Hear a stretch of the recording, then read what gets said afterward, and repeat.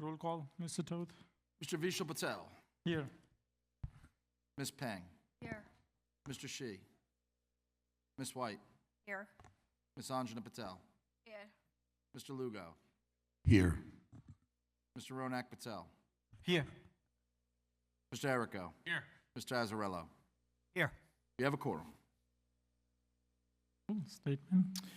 Yes. In accordance with the provisions of the Open Public Meetings Act, the Edison Township Board of Education has caused notice of this meeting to be published by having the date, time, and place thereof posted in the Board of Education administrative offices and posted on the board's website. Thank you. In accordance with NJSA Section 10.412, the Edison Township Board of Education adjourns to a confidential session for the purpose of discussing property acquisition. Do I have a motion? Motion. By Mr. Lugo. Second. All in favor? Aye. Aye. Aye. We will be back around 7:30 p.m. Thank you.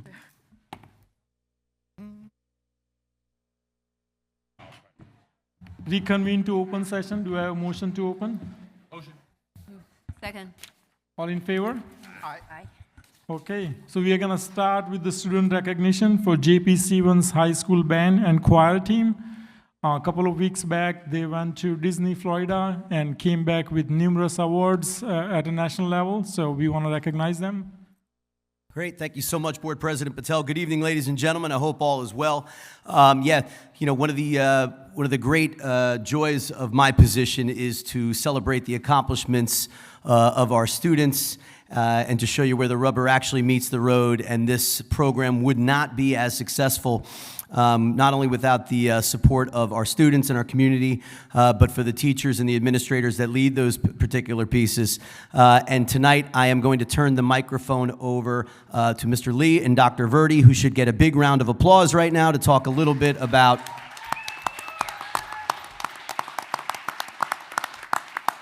the program. Perfect. Yeah, grab that mic. Grab that mic. Just going to pick it up like this. Sorry, very nice. So thank you so much, everybody. Thank you for the Board of Education for approving our trip. It was wonderful. And we also like to give a special shout out to Dr. Kim and Ms. Witowski and the admission of J.P. Stevens. This trip was happening during the TSA shutdown, and it was very scary getting on a plane and, ICE agents and all this stuff happening. And we had a plan, executed, we had meetings, and we felt very safe and secure. So thank you so much, Dr. Kim and Ms. Witowski, for your help and guidance. And I'd like to have Dr. Verdi talk about some of the wonderful learning experiences we had on our trip. Hi, so I just wanted to also add that prior to our clinic in Florida, the students participated in a clinic at Rollins College. Rollins College is the alma mater to Mr. Rogers. So, and the faculty was very impressed by the caliber of our playing. They're saying that many of our program is at the college level, that we were doing some of the college literature that they were studying. I also want to mention one of our students, Joel Onate. He's a senior, and he's going to be going to Montclair State University, and he composed an original composition. He's going to Montclair State for bass, performance, and composition. So one of the faculty members said that it was an amazing, an original, and mature composition. So we're very, very proud of Joel. Joel, could you please stand up?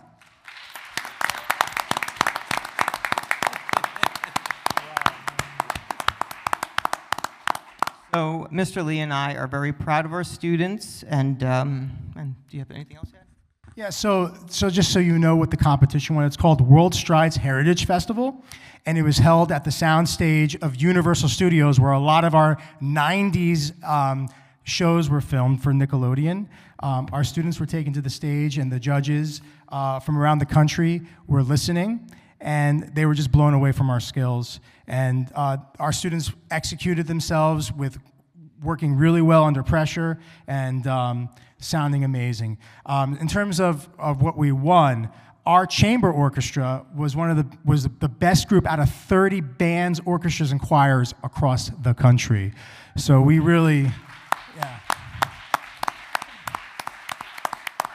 Paige Wang received the Best Soloist. Our chamber orchestra got gold. Our concert orchestra got first place gold in Division 3. And we also received the Adjudicator Award. So we're so proud of our students, and we're so happy everything worked out well. We're going to call up with their certificates. Some of them are not here, but we're still going to call them up anyway. A lot of certificates there. So Hope Yan, if you're here, great. We can save our applause to the end. Come up here, yep. Okay. Sam Ogari. Jacqueline B. Parth Patel. Ryan Sandeep. Sahara Krishnan. Ananya Mehta. John V. Singh. Myra Aharja. Neil Basul. Arnish Benjari, Aparna Nair, Gunarth Varasi, Lakshiman, Ramahajam, Anushka Chennai, Catherine Wu, Shreya Takal, Ananya Samadan, Einish Verma, Ananya Sheath, Ayana Sheath, Pranav Murthy, Lily Todorich, Ithya Reddy, Athalia Corinne, Lalani Gopal,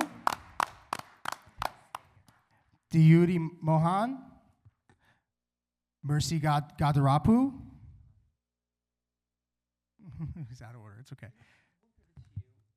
We're gonna, yeah, Mercy Gadarapu, okay, Prithvi Manjas, Paige Wang, Arush Das, keep going, Ansh Seth, Advi Kata Kadunu,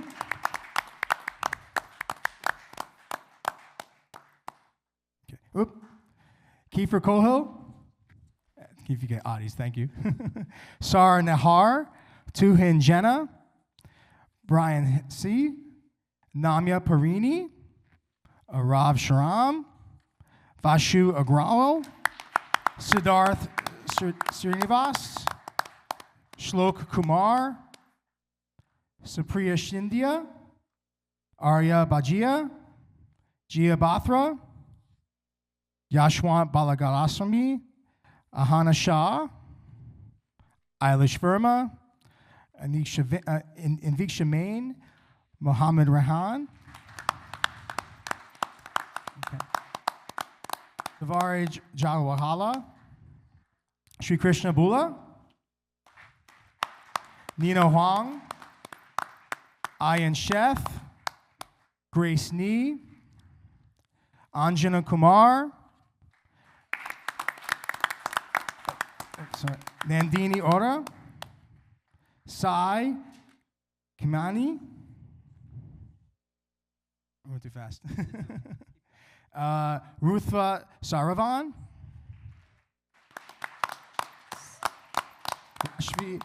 Vashasvi Vangaru. Joel Anate. Neve Brathra. Amulya Patam.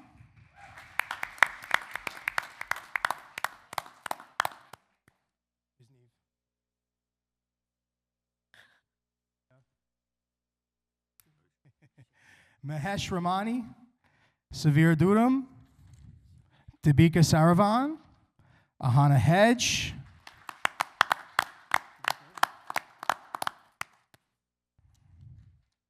Hope Yan. Oh, that's it. And we're done. Okay, so a lot of kids, and thank you so much for all your help and support. We appreciate it. Thank you, Mr. Lee. Thank you, Dr. Verdi. Thank you, ladies and gentlemen. And maybe a group picture right now, too, with the board as well. Yeah, perfect. Let's get on down. Great.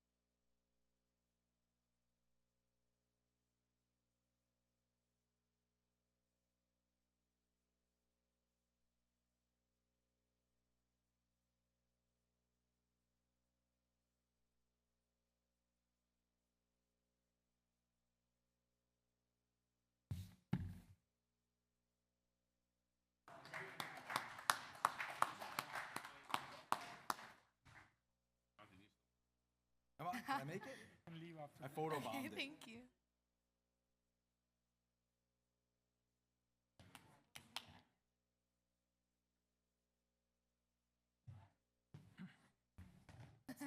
I'm good. Cool.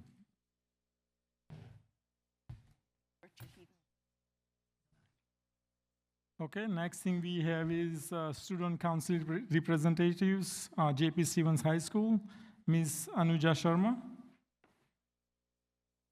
Good evening, everyone. My name is Anuja Sharma. I am a senior at JP, and I am a co-president of the Student Council. The month of April has been filled with energy, school spirit, and exciting opportunities for our students. One of the highlights this month was a student council event titled Hawk Island, a reiteration of the previous Mr. JPS. Nominated students came together to participate in competition shows of Minute to Win It challenges, perform talents, and even dress up in formal wear. Hawk Island truly showcased the spirit and unity of our school community, marking it as a tradition to remember. Additionally, we were proud to celebrate this year's Hall of Honor inductees at JP Stevens.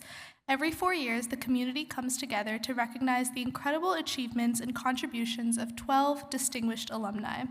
Current students volunteered to assist them in touring the school, followed by an induction assembly, and concluded with a reception with a host of snacks and finger foods made by FCCLA. Athletes have continued to give us much to celebrate as well. Our spring sports teams, including track, baseball, softball, and lacrosse, have been working hard and representing our school with dedication and determination. The boys volleyball team is doing amazing with a record of 10-1, winning a majority of their games this season. Additionally, junior James Lugo recently hit 1,000 career assists just last week. Our girls lacrosse team has showed promising talent, winning their first game of the season and planning to host their senior night on May 13th. To celebrate all of our sports teams, we hosted a pep rally on April 17th. Students filled outside to cheer their peers on, including track, volleyball, flag football, and tennis. Afterwards, students participated in BOTC games to earn points for their classes. Looking forward, we are so excited for Battle of the Classes in June, a full-day event where students will participate in a series of class games, including a dance and a relay race, where one grade will be named the Battle of the Classes champions. Looking ahead, we're preparing for several milestones. AP testing is in the next coming weeks alongside NJSLA, while our seniors look forward towards some of the most anticipated end-of-the-year events. Prom and graduation is coming soon.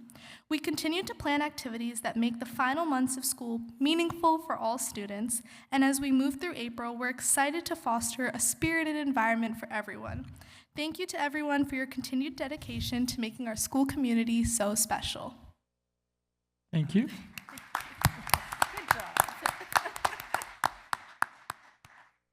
Okay, the next thing we have is budget presentation by Mr. Toth and Dr. Lorelli. Great. Thank you. Okay. Good evening, ladies and gentlemen. Tonight is our formal budget presentation. I know this has been a much discussed over the last few meetings as well as at our upcoming town hall, but tonight is the official Board of Education public hearing, April 28th, in relationship to our budget presentation. Thank you. Okay. So this budget, as you know, the preliminary budget represented a 12% initial increase, and some of the items that we talked about in previous meetings were associated with that. And this budget that the board is going to be voting on tonight represents a revised version, which will result in a 6% increase for the upcoming school year. Through a series of measured revisions, we've substantially reduced this budget. We kept in mind that we wanted to make sure that there was little impact as little impact as possible to the teaching and learning, to the programs that we currently have, to the extracurricular activities, sports programs, clubs, and tried to do this through a guided commitment through fiscal responsibility to the taxpayers here in Edison Township as well, to ensure that they are still participating in one of the most renowned school districts in all the state of New Jersey. Here are just some key informations in relationship to the financial adjustments within the operating fund, costs associated with our health care adjustment, our bank cap utilization, and our capital reserve withdrawal, all of which my colleague, Mr. Toth, will touch upon during his portion of the presentation as well. So, you know, these reductions, right, to go from 12 to 6% do not come with easy choices, right? You know, to achieve this revised budget, you know, the district had to make a series of program and operational adjustments, the most significant being staffing reductions in approximately 80 positions, and that spans our some non-tenure staff members. It incorporates retirements, which will not be filled positions, resignations, which we will not fill, and eliminations across the board from teachers, paraprofessionals, administrators, central office staff, support staff categories. All of those components are reflected in relationship to this budget. There is a reduction in subscription busing as well, with a potential recommended fee increase, which we talked about at an upcoming transportation meeting. This budget also does reflect the elimination of pre-K for the 2026-2027 school year, the grant-funded program. We will explore opportunities for future pathways to support families through pre-K as well. We will do that through committee-based work also. And you know, also part of the budget, you have to look at things that are discretionary, right? What are some of the things that we have that we've afforded the opportunity for students to participate in that go above and beyond. And, field trips are part of those pieces, right? So, we're going to be looking to reduce field trips in relationship to the burden that is afforded by the board. For both, broader program cost containment and measures, in order to assure that we're not looking at other avenues, which would be, extra co-curricular activities or sports programs, things along those lines. So these are four of the main areas that we looked at as well too. And in addition to that, three of the major financial components of the preliminary budget, which is a postponed playground improvements, right? We had both of those scheduled at some of our elementary schools. And I do say postponed because this isn't something that is going to go away. We want to make sure that we revisit these pieces in future budget cycles. The elimination of air conditioning as well, which was a substantial loan payment that we were initially willing to take on in relationship to fulfill the strategic plan regarding air conditioning for all. The band equipment, so the band won't be going without equipment, but we won't be replacing the antiquated equipment that has been purchased, I believe, since the 1970s in some of the middle schools. So 1976. So what we'll have to look at is, a more measured approach in replacing these pieces as opposed to, moving forward with a one-time component. And listen, at the end of the day, right, when you hear the word cuts, when you hear the word, the elimination or reduction, these aren't words that a superintendent or a board of education want to talk about, during a budget hearing. And we haven't had to talk about it for quite some time here in Edison Township. But in order to move forward in a manner that I think does not compromise the level and quality of education that this community has been accustomed to, these are the areas that we addressed, right? So we want to make sure that we're protecting core instruction. Hopefully you believe that this process has been transparent through the town halls, through the posting of the budget. Board docs going down today obviously didn't help as well. So, our apologies with that, but that was a national outage.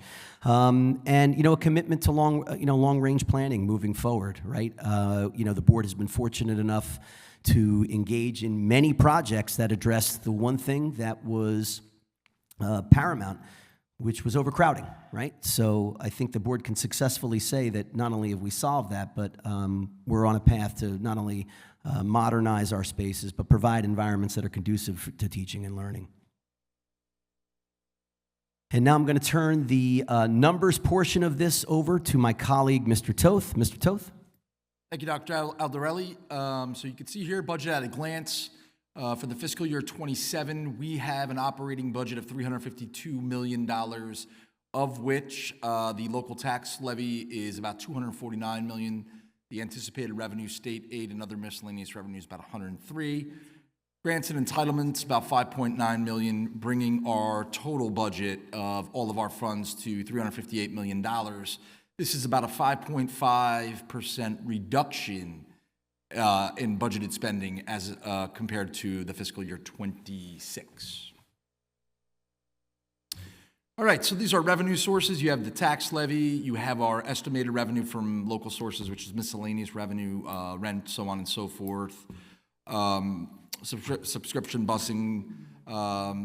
We also have our budgeted fund balance, our withdrawal from capital reserve, our estimated grants, and that brings us to our total revenue of $358 million. The tax levy is an increase of 6%, so that obviously is thank you. That's half of what you guys saw in the preliminary budget. If you look at our spending on our operating budget, the adequacy level that the DOE calculates that we're supposed to spend is approximately $340 million in order to deliver a thorough and efficient education to our students. We are spending $352, so we're just barely over adequacy. The other piece to this puzzle is our local tax levy, or our local fair share. Even with the 6% increase, we're at $249 million. We're supposed to be at about $305. So we're $55 million short. This problem's not going to go away. We're going to be seeing this probably next year and years after. Add to the fact that our equalization aid, which is part of our state aid, it's our biggest component. I believe we receive $53 million. We are supposed to actually only be receiving 40, so the state is considering us overfunded, and I firmly believe that if the caps that the governor has in place on increases and cuts stay in place, we're still going to see a reduction every year. It could have been much, much worse if those caps weren't in place. All right, our appropriations, you can see our salaries, roughly about $200 million, benefits about 56.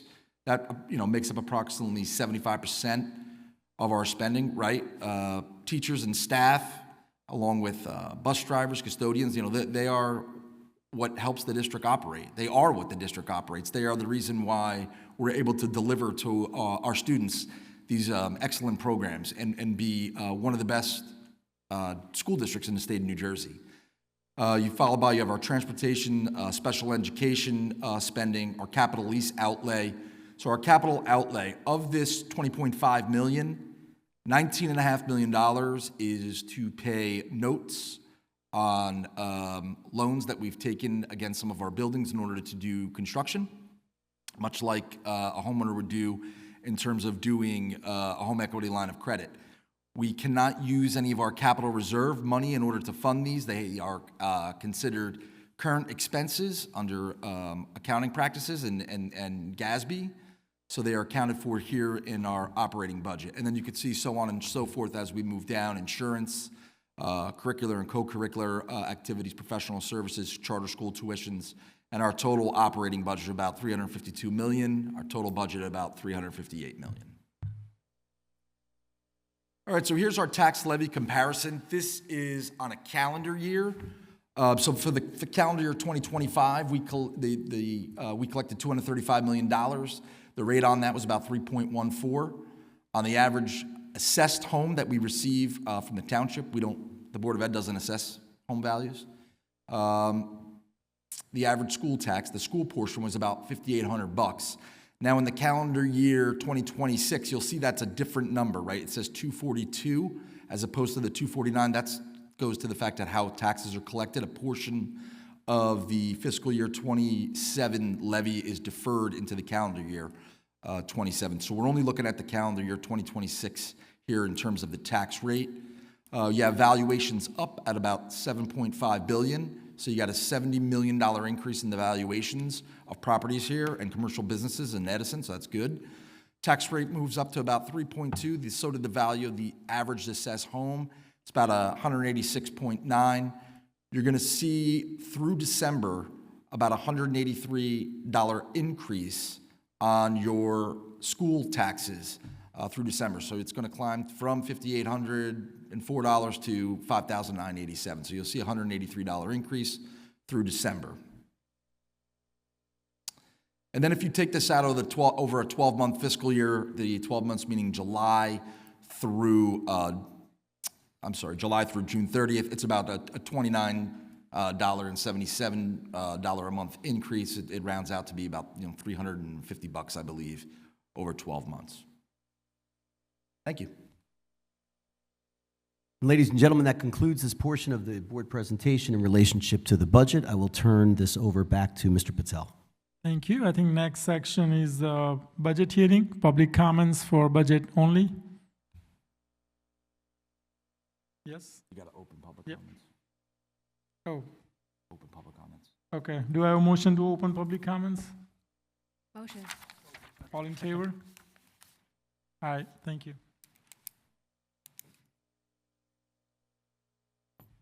How you doing?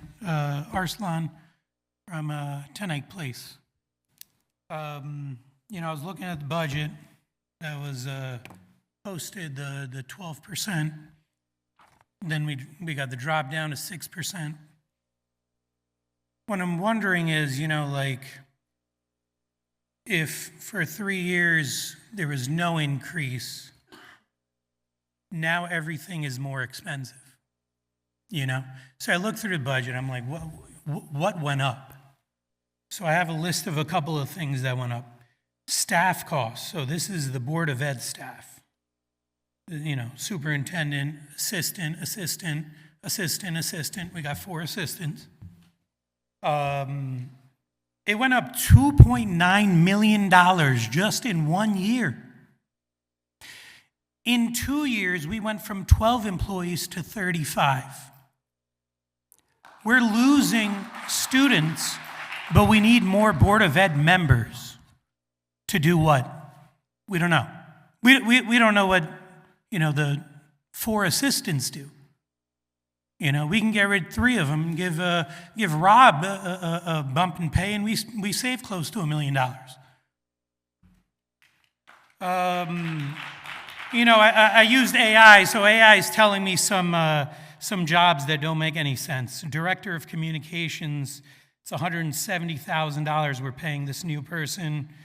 Brand new role, no prior equivalent in the district. Why do we need this? We have a staff development supervisor, which, look, I understand. I've worked in jobs. You go in and you're like, hey, am I doing well in my job?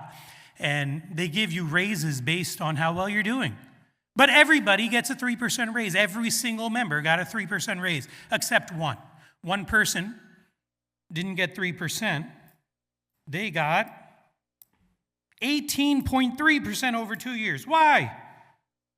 I don't know. It was Jonathan's assistant, new position. Jonathan, you're good at your job. You don't need an assistant. And we don't need to bump her pay 18% in 2 years, 9% increase. Why? Who is this person?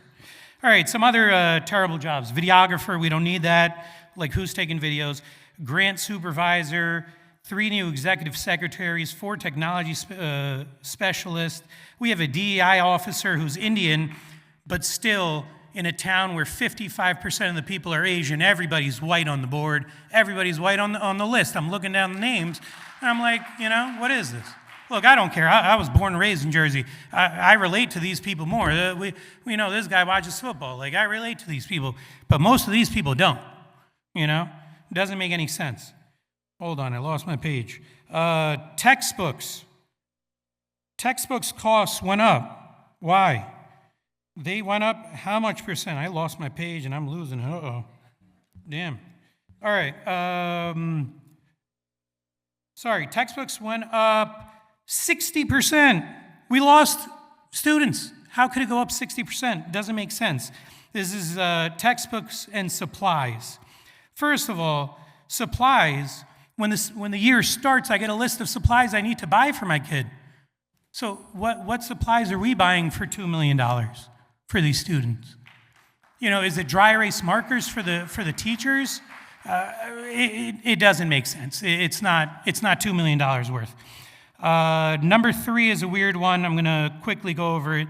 It says Central Services Supplies, Claude, the AI, I don't know if you guys use that. It said it was fraud. It doesn't make sense. It went up 147%. So we got to just look at that. There's no explanation for it on the budget or anything. I used ChatGPT also, said the same thing, doesn't make any sense. So we got to figure that one out before we vote on anything. Okay, we got employee health benefits. That was a big one, $7.7 million increase. $7.7 million is more than half of our total increase. You know, when the year started, the health insurance, you know, I have my own business. I get my own health insurance. They try to up mine like 20%. I was like, what the hell? I called them. You know, we're brown, we're Asian, we're like, I need to save some money. Well, like, you can't be ripping me off like this. I got it down to like 12%. I don't know who's doing the negotiations here, but we can't go up $7.7 million while losing teachers. You're losing employees and the healthcare is going up? Doesn't make sense. Special ed increase was 25%. Look, we want these special ed kids, right? We're not saying kick them out, but out of district placement went down to the lowest it's ever been. I don't know how any of this works. I'm reading the budget, so I don't know. It says, instead of sending these people off to a private school, we're going to take them in, we're going to do it all ourselves.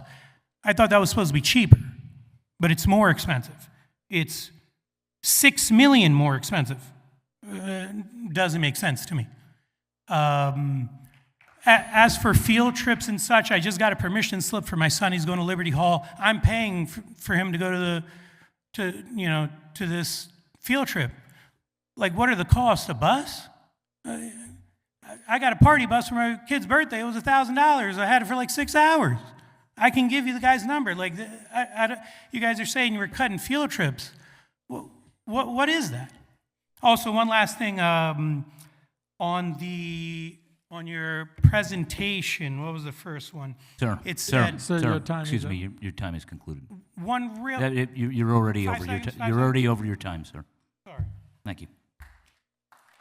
Next. Yes.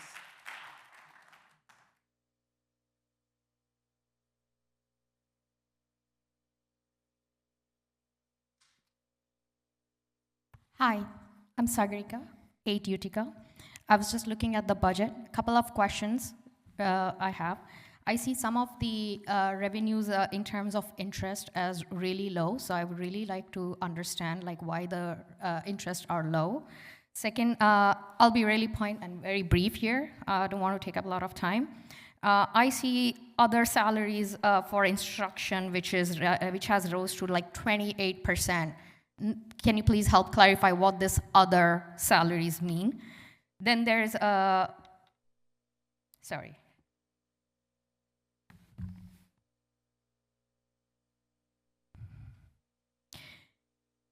Also, same issue, again, for the revenues, I see some of the revenues from summer school as zero. Same issue with rents and royalties. And interest from emergency reserve is also zero. I also see some restricted miscellaneous revenue. They show 750. So this was in previous years, these were zero. Another line item that I would like to highlight is the legal services. They are quite high from previous years. There are some architecture services which are not clearly mentioned as to where it was used and how it has been utilized. And yeah, that's pretty much the point items that I have, if anyone can clarify. Thank you. Thank you. Next.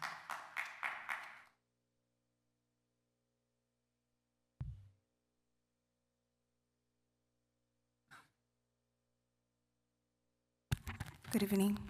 My name is Luciana, also known as Ms. Lucy. I'm a mother of 2 daughters, a former teacher in the preschool expansion program here in Addison, and currently a co-director overseeing classrooms within this program through a private partnership. After watching last Thursday's Board of Education meeting, I felt deeply saddened to hear that this preschool expansion program described it as a burden. To me, a burden is something very different. It's being a single mother, working full-time as an immigrant without family support in the US, serving as both provider and protector, not only for my daughters, but also for the students and families I support every day. That is a responsibility that I carry daily, and I carry it with gratitude and purpose. It is difficult to understand how our early childhood education could be viewed as a burden rather than as a critical foundation for lifelong learning.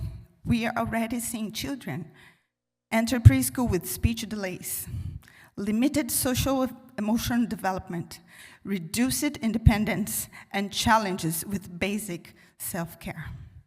These are not small concerns. They are directly impacting a child's ability to succeed in kindergarten and beyond. High-quality preschool is not optional. It's essential to addressing these needs early and effectively. Eliminating the preschool expansion program would be a serious mistake.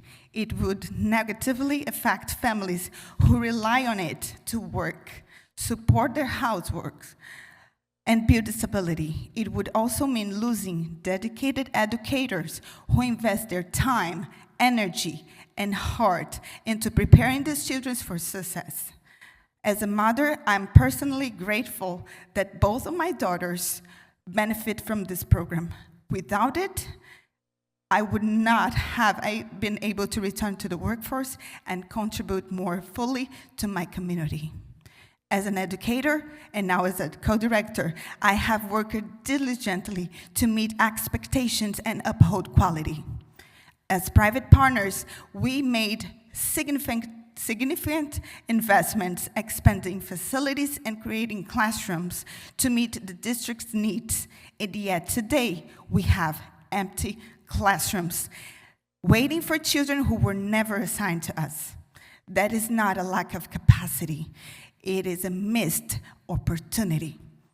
Recently, our program was reviewed by a representative from the New Jersey Department of Education, and we also completed internal audit requirements. In both cases, we received a strong, positive feedback recognizing our commitment to quality education, solid infrastructure, and dedicated staff serving public school students. As an Edison resident, a mother, and an early childhood educator, I respectfully suggest a shift in this approach. The program should prioritize families who truly depend on the preschool in order to work, support their household, and build stability. By doing so, we can serve better the community while also maintaining strong enrollment and retaining commitment educators. It is also important to acknowledge that private partners made financial commitments based on the expectations that this program would continue to grow. Despite meeting all the requirements, we are now facing empty seats and uncertainty about the future. We are told that the program is a burden, and cancellation has been discussed. In life, when resources are limited, we adjust. We find solutions. We change strategies. We prioritize what matters most. We do not simply walk away from something that is essential. The same principle can and should apply here. Our shared goal has always been to support children, serve families, and strengthen our educators. I respectfully ask that you reconsider the perspective that preschool is a burden. Instead, I urge you to recognize it is, as it truly is, an investment in the future, one that builds strong foundations, support working families, and prepares children for long-term success. Please consider adjusting this strategy rather than eliminating the program. As a mom, and here, as an early childhood educator, I'm advocating not only for myself, because my life was changed by this program. And people who knows me can tell you the truth. It's the truth. I'm here advocating also to serve the families in our community that really needs this program in order to carry their household. Thank you. Thank you.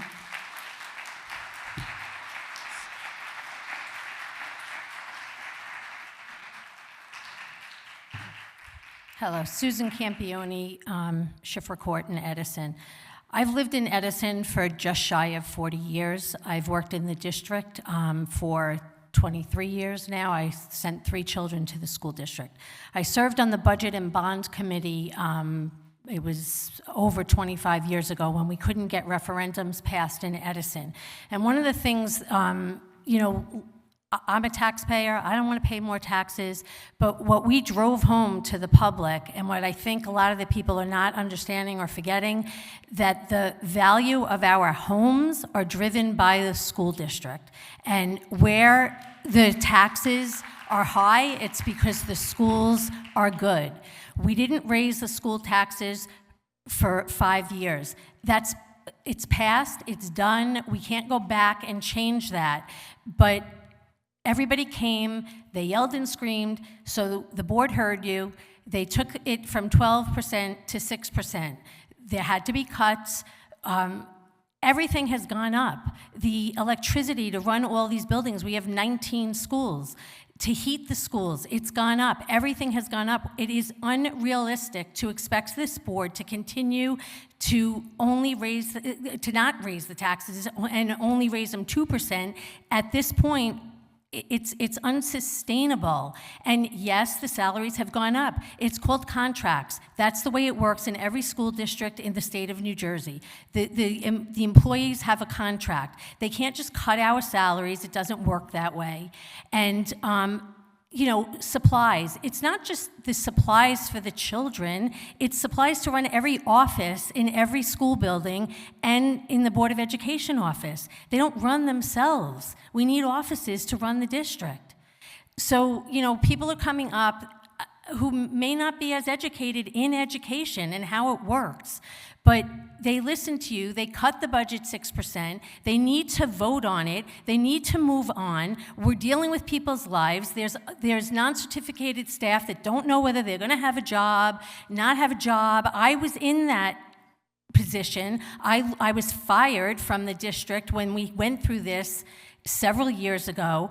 The paras then were brought back after the summer of not knowing that they were going to be brought back. Every teacher gave $1,000 from their salary, and we were fortunately rehired, but at a 25% cut. It took until last year to bring that guide for the paras back to what it was in 2010 when all of that happened. So, you know, I understand and I feel for the people, I'm a rep that keep coming to me, what is happening? It's the board, that's your number one job is to pass a budget. And at this point, Dr. Aldarelli, Jonathan, they've done a lot of work. They did what you asked. They cut the budget.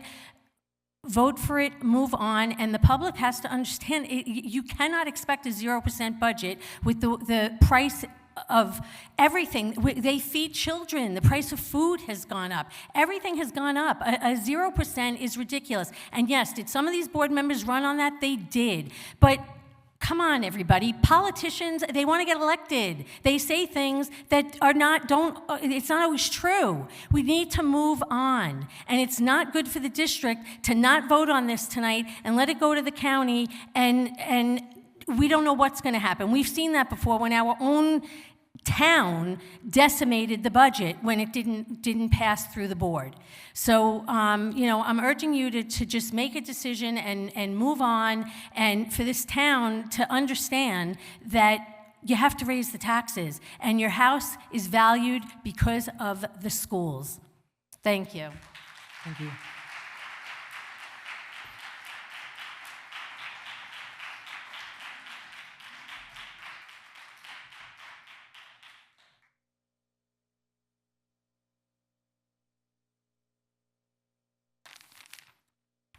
Good evening.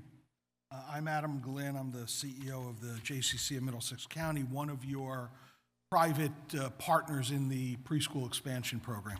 And I appreciate the opportunity to speak to you.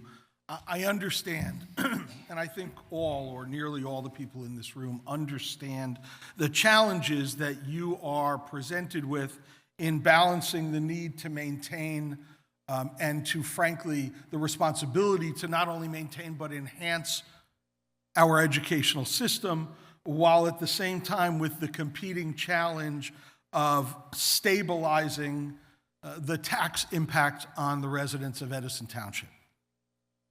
The reality is, not everything can be a transaction.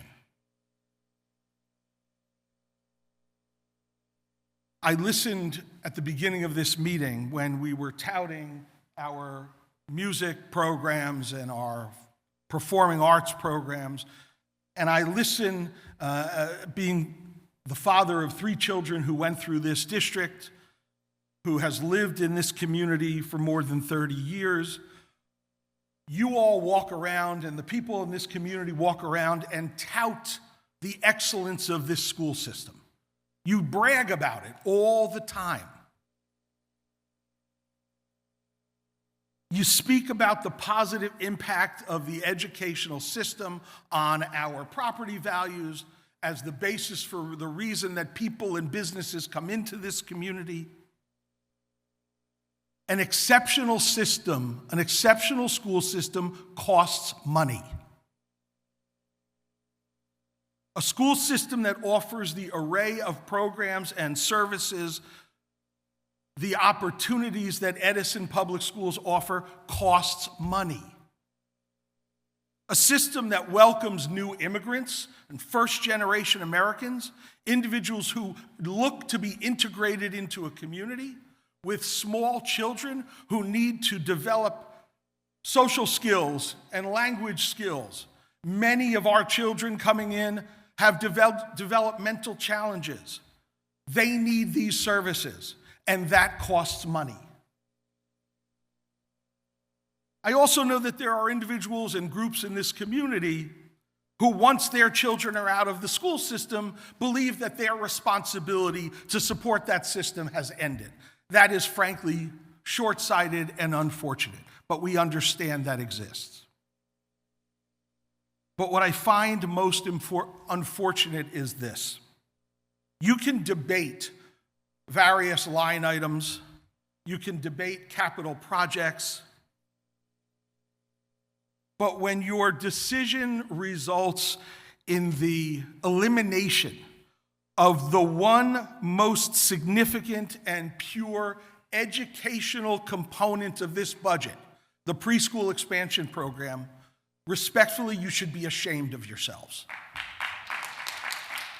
You have succumbed to the headwinds of a few loud people who view it as a transaction. I'm one of your private partners. I see children every day who come into my program, who without that program are literally going to be behind next year when they go to kindergarten, who come in with language challenges, with social challenges, who learn to read, who learn social skills, who learn problem solving, many of which have challenges, developmental challenges.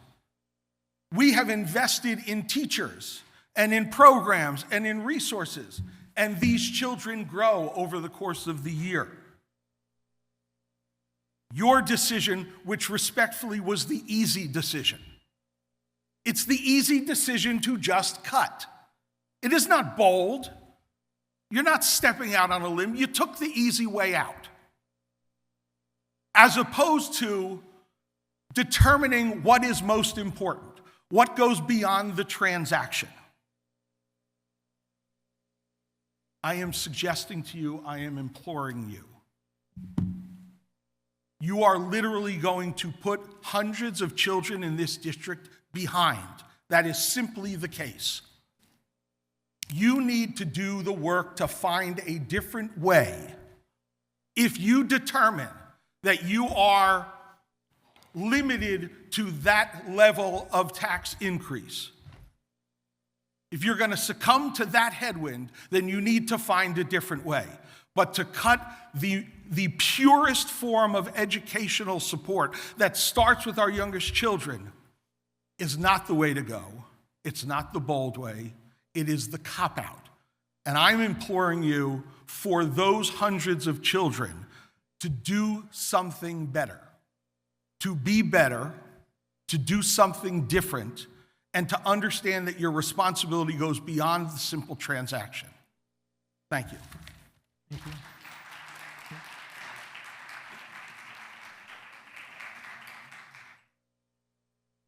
Good evening. My name is Vilma Sierra. In 129 Sunrise Drive. I've been living in Edison for 20 years. I always admire the education. I'm an immigrant myself from Honduras. And I'm here tonight to advocate for the preschool program. Me, myself, I'm a professional in the early education. I work as a family advocate, and I'm directly impacted as a mother of a 3-year-old who just submitted that documentation for the lottery system. And learning how everything is being done, I understand the limitations and all what is happening, but how everything was done on a short notice and cutting this program that is just, like as the person spoke before me, transactional. It's just shocking. Preschool is not a luxury. Preschool is essential due to its long term. And it's crazy to think that you're not seeing that. There's so much data that backs up this information. You're thinking you're cutting expenses, but you're not. What you're doing is setting these kids behind. And when they go to kindergarten, what are you doing? The teachers, they're gonna be impacted. They're gonna be burnt out. How is this beneficial for the teachers, where they have to spend time working with these children that are behind because they didn't receive the tools that were needed when in those crucial years? How is that saving money? Preschool is not, it's a smart investment. It's not a spending. It's cost avoidance, because it brings long-term graduation rates. It brings better literacy levels in 3rd grade.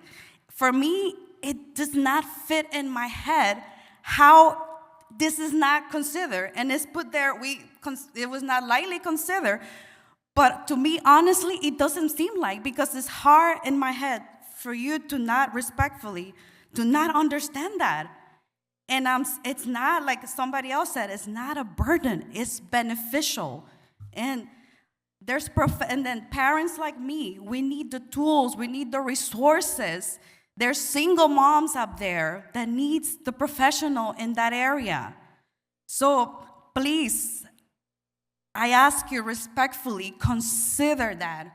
At least, and then my other question is, we're gonna see other avenues. What are the other avenues? My understanding, this is coming from federal grant money, also causing some costs for what I was able to gather. Why are we cutting those funds and just declining just like that, like a transaction, when it's impacting the kids, the future of Edison? This is something that it does, and that's why I'm trying to plead here that this is not, early education is not a feel-good policy. It is necessary, and there's data that you can read about it, and long-term, it will save money to the school district. You can ask around. I've seen videos that what is the grades that you don't want to teach? Kindergarten. A lot of teachers, because a lot of these kids that come into kindergarten may not be prepared with the social emotional skills, the other skills that they learn. And I experienced that myself, and I'm here to advocate for the other parents who are not here present. So please reconsider that. Thank you. Thank you. Next. Yes.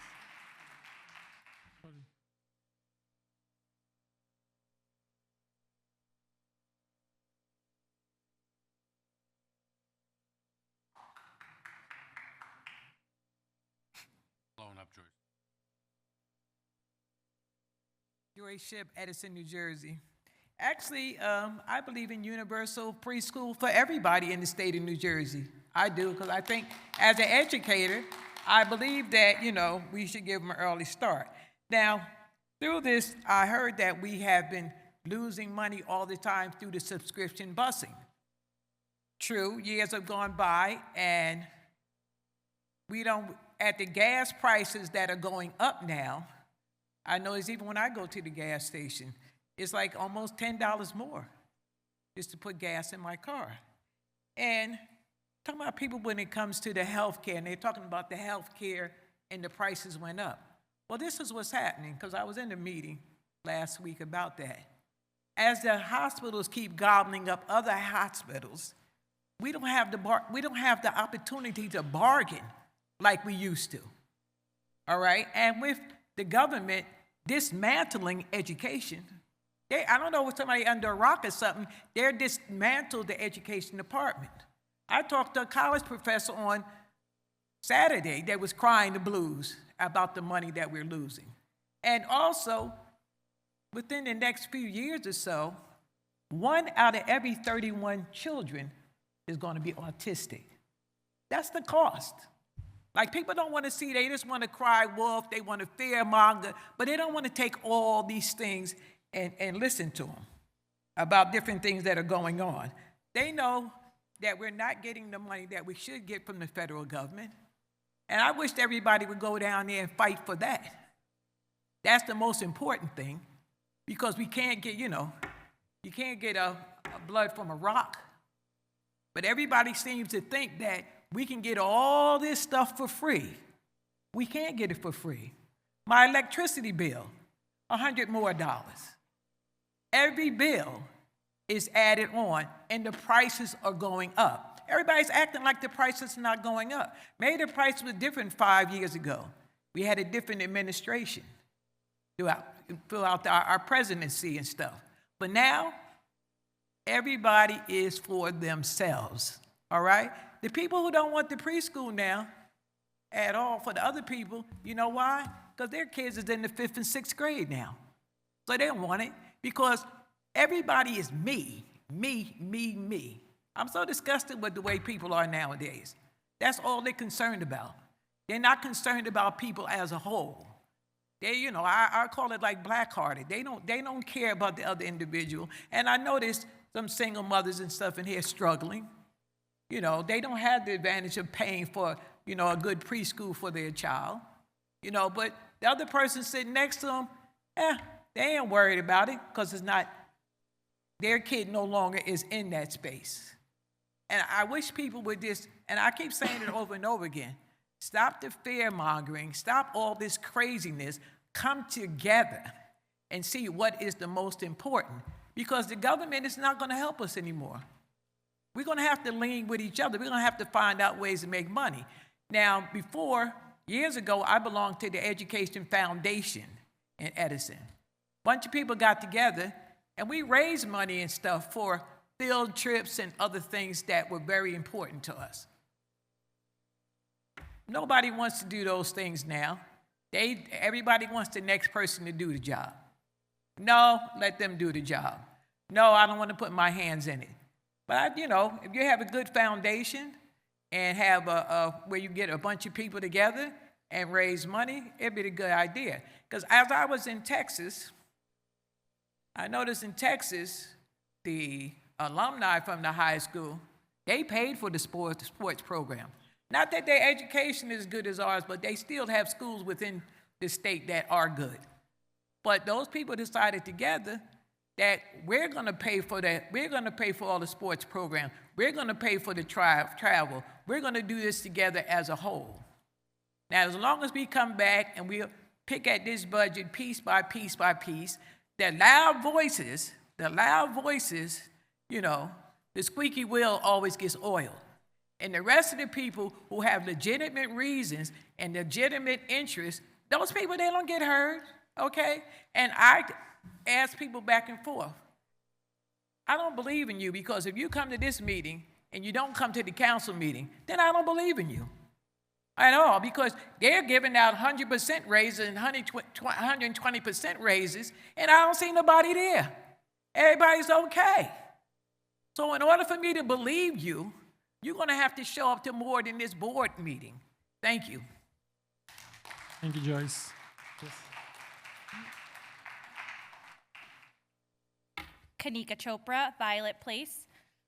Board, I'm here tonight both as an educator and a lifelong Edison resident. I graduated from this very high school, and this school system is the reason I pursued a career in education. I've chosen to raise my family here because I believe in this community, and that's why I'm asking you to reconsider the decision to turn down state preschool expansion funding. This is not just a budget decision, it's a decision about access, equity, and long-term strength of our schools. We know that high-quality early education works. Children who attend schools with strong preschool programs enter kindergarten more prepared and more confident. They are less likely to need intervention later and more likely to succeed academically and beyond. As an educator, I see the difference every year. The gap between children who had access to early education and those who didn't is clear from day one and incredibly difficult to close. Turning down this funding does not eliminate the need. It shifts the burden onto families. Right now, many families in our community are already struggling to find affordable preschool options. Seats are limited, wait lists are long, and private programs are often out of reach. When we decline funding that expands access, we're effectively saying that early education is not for everyone. And that's not aligned with the values of our public school system. This decision also affects our district's future. Neighboring districts are expanding their preschool programs and investing in early learning. When we choose not to, we're not standing still, we're falling behind. Over time, this impacts enrollment, community trust, and the strength of our schools. I understand that there are concerns about funding, mandates, and implementation. Those are real and important, but they are challenges to solve, not reasons to walk away from an opportunity that benefits our youngest learners. Because the reality is simple. It's far more costly to catch children up later than it is to support them early. This is a chance to lead, to affirm that in this community, every child deserves a strong start. I urge you to reconsider this decision, engage with the community, and focus on how we can make this work. The children who would benefit from this decision aren't here tonight, but they will live with its impact. Thank you for your time and consideration. Thank you. Yes. Joe, after him. Joe after Saket, yeah. No, he's going, sorry. After him? Yeah.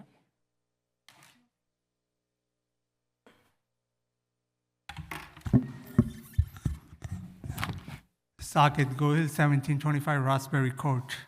Good evening, everybody. I'll just get directly to the point. Many residents tonight are addressing the major issues, such as the land deal. I only have one comment on that. When we buy an elephant, you also have to feed it. Big decisions come with long-term responsibilities. With that said, I want to focus on several other areas of concerns within the budget. Free breakfast program. Who is sponsoring the free breakfast? A long-term resident, Edison resident I work with asked me, we are providing free breakfast to all students. We have roughly 17,000 students. Some certainly qualify for free breakfast and lunch, but not all. And the food being served is not consistently healthy. Chocolate mint, muffins, snack bars. Would you want your children eating that every morning? If not, why should ours? Why not offer real fruit, grilled cheese, or other healthier options? And if healthier options are not feasible, why not scale back program and redirect those funds to areas of greater needs? To be clear, this is not about denying support to low-income families.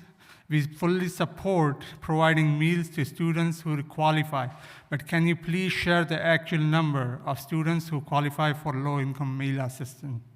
Second, software licenses.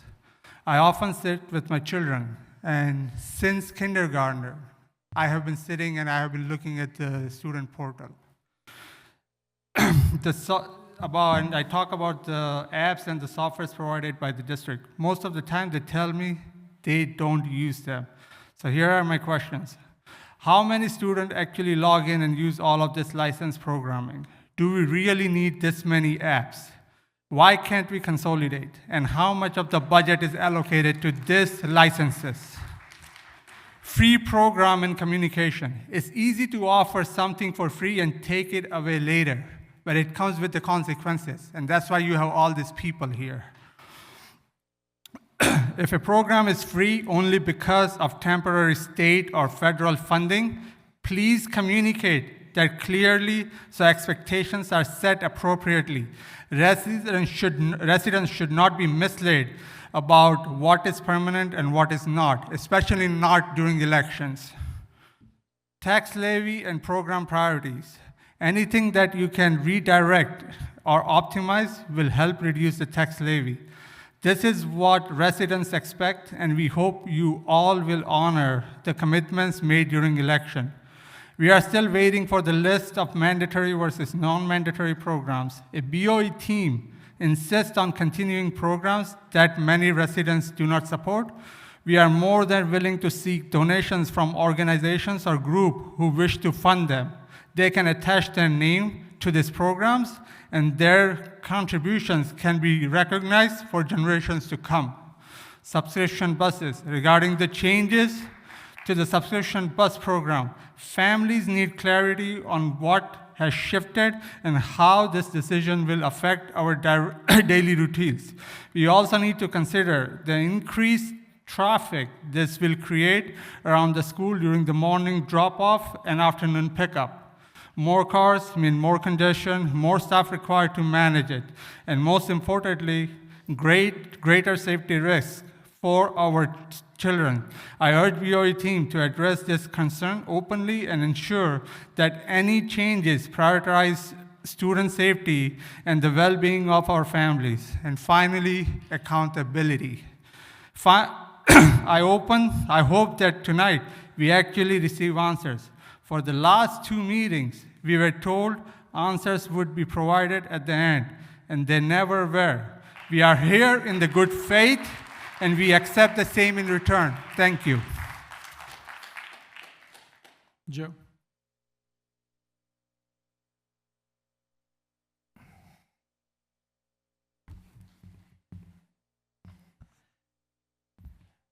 Joe Romano Edison. Welcome, people. At the end of the day, we're talking about, education. I mean, there's people up there that are educators, I know that. Fact of the matter is, the people in the audience here, you're telling them that, well, we can cut it. Okay. If that's what you want to do, that's fine. When you go out with your families, and you go out to a restaurant, instead of ordering French fries for everybody, only order 1 French fry for your whole family. You're cutting costs. We're talking about subscription busing. Don't worry about it. We'll drop it. Okay. How about preschool? I know there's educators up there. I know of at least 2. Subscription, busing, or preschool. Preschool is not an advantage. It's a necessity. Our teachers know the difference. They see the difference. The people that are part of the preschool program, when those students leave the preschool and go to kindergarten, our teachers know the difference. Our problem is we should make sure that our students, those parents, those that are parents, they need that help. They need that help with preschool. Now, let's talk about, there was an assembly of people here They all got awards. Those people excel in our district. Are we cutting their program? You understand that education is well-rounded. I'm not stopping it. I don't think that cut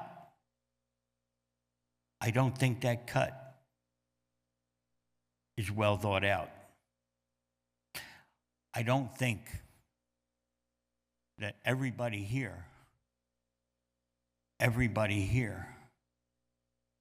will have to take and figure out that it's whatever number it is, but I don't think it's enough. At the end of the day, as a former board member, I said no. I said no twice. And right now I'm saying no again. Because the parents that are here, the parents that are listening to us, they're saying, maybe he said no for a reason. So whenever you go out, I know you'll be going out soon, and you only order one French fry for the family. It's not the way to do it. Our students need every possible avenue to get further in life. The problem is simple. If we don't give them a thorough and efficient education, starting with preschool, let me rephrase, a thorough and efficient education. Now, when every one of you board members run through governance training, the first sentence was to see that it runs well. So when you go out to the store or to the restaurant and you order one French fry for the family, you know that don't work. Give our students what they need. And just don't give them a number. Because we don't know what we need until it happens. The issue is simple. I would say no. Because our students need everything that we can give them. And you're not living up to governance. Governance. To see that it runs well. Because it doesn't run well when you order one French fry for the whole family. Thank you very much. Vote no. Vote no.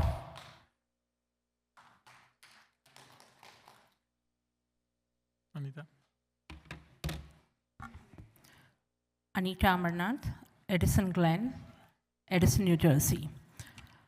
First of all, thank you very much to the entire board and Superintendent, Dr. Aldeready. You've done good work for the town, especially some of the things people really appreciate is the academies that you have opened in both J.P. Stevens and Edison High. So these are some of the positive points which I really applaud.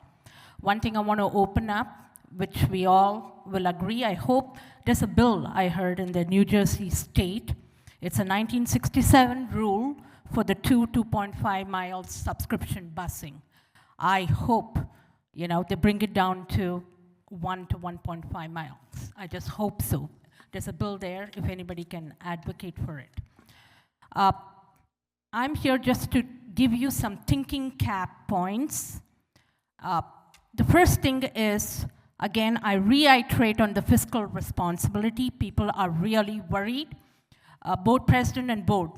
We are going into the next year with a 352 million budget. We have had some issues last year. We have had a reduction in state aid funding, and we had a planned in of 7.7 million expenditure, but we took money from the capital reserve and we spent 38.9 million. So we are trying to build this with the 14.1 million levy. Please, when we go into the next year, we are going to go with a reduced state aid. We have a worry about the policy and fiscal responsibility.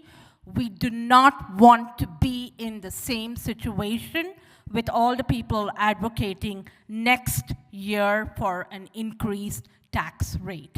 So please, when we go into the next year, we want to see a better fiscal responsibility. The second thing is, this brought me to the thought about looking at the line items on the budget.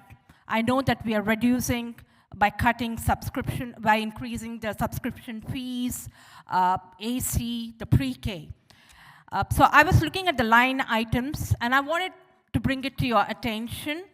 Line item 29680, there's an increase in the attendance and social work. Why are we having an increase there?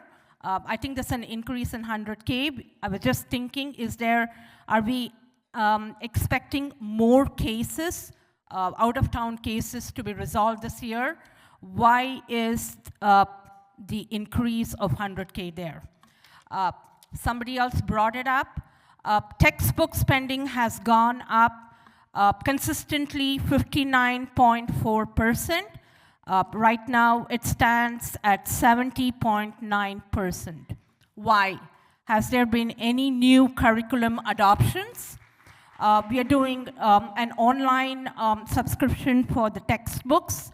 Can we save some money there? Because there is increase in expenditure. Is there something we can do there? The third thing is, just bringing to my mind about Edison Township. Our average home valuation has increased from 2.5 to 2.7%, and we have a lot of good activity in the town. So you haven't increased the levy. Levy has been consistent, and this year it has gone by 6%. What happened to all the increase in the taxes, the revenue which we are getting with new construction and new businesses? Are we using the money responsibly? Will we be able to use that money for the next year as well? This is just a generic question. So thank you very much. There are a couple of other things which was brought to my notice.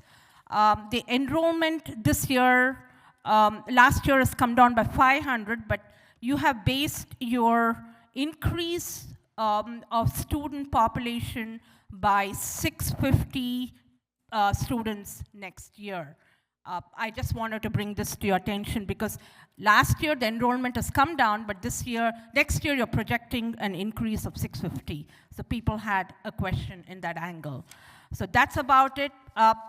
We the people are looking out for the best. We have elected you, board president and the entire board members. You represent us. We don't have to come here and give you all the stats, but as responsible citizens, we are here to help you. Please, please, with the economy, the inflation, and as we all said, the grocery prices, please take a look, revisit, see the line items where you can really save money and help us out. Thank you so much for serving Edison. Thank you. Thank you.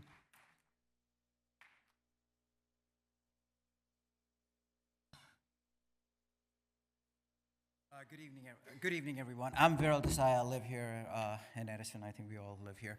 I had no intention of coming up and speaking today at all. I was here to just absorb what is going on, and so I really don't have a huge kind of sway one way or the other with what's happening. However, Just a little bit of background, right? My kids are first-generation Americans. I wasn't born here. I was naturalized maybe 20 years ago, something, who knows, right? So was my wife. Both our kids were first-generation Americans.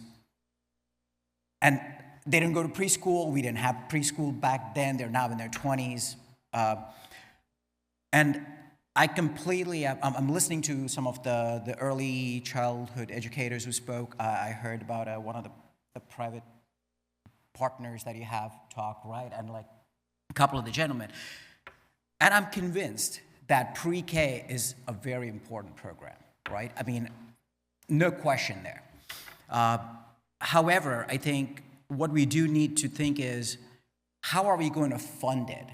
And the reason I say that is not because it's not important. Let's think about how do we fund it without it becoming undue burden on the taxpayers. Because yes, somebody said it's $30 a month. I forget, somebody had a presentation saying it's, at an average, it's $30 a month per household for whatever. Understood, right? Having said that, this isn't the only thing going up in prices. Somebody talked about gas price going up, electricity going up. It's going up for all of us. All of us, like even in like our homes, okay? The economy, no matter what these numbers talk about in terms of unemployment rates and what have you and whatnot, let me tell you, I was employed gainfully for 30 years. I lost my job a year and a half ago. I can't get anything that closely resembles my job that I've had for 30 years. Right now, my wife is the only one earning in our household, and we're still living in that house. The fact that the home prices go up doesn't really put money in my pocket. In fact, right now, it's just simply taking money away from my pocket. So, preschool is important, yes, but then let's fund it in a way that makes sense. I mean, somebody came here and mentioned we went from 12 employees somewhere to 35 employees, or the benefits went up $7 million, the notebooks went up like whatever, 60-something%. I mean, you guys are much smarter and know way more than what I know, all right? So I'm not gonna stand here trying to tell you what to do. But all I'm saying is there's gotta be a way to do this. This is not easy on any one of us because the taxes aren't the only things going up. They're not, right? So to turn around and to say people who don't have kids in school don't want to fund it, no, we want to because our kids went through these schools, right? My wife went to this school. Her brother went through this school.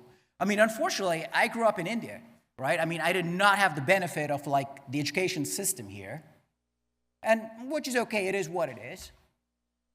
However, with everything we have, we've got to be able to do better with the budget. I mean, I look at this $360 million or $52 million. I mean, it's not chump change.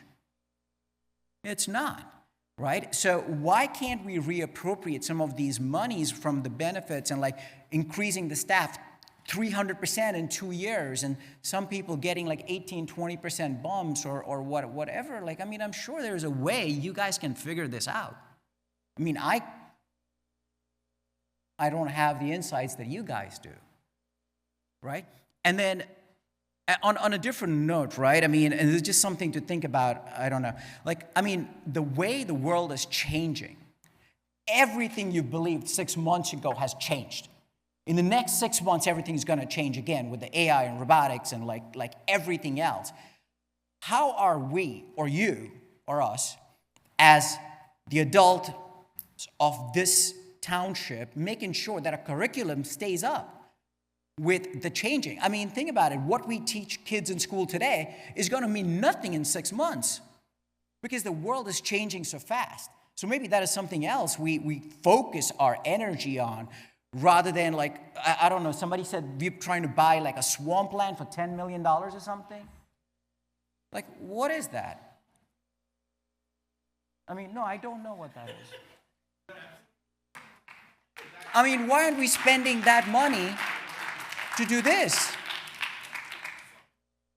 Like, again, I didn't come here prepared with anything, but just listening to these people, I feel like we're taking away preschool so we can like triple our staffing in some department. I don't know which department. Like, I mean, there's got to be a better way. There's just got to be a better way, guys.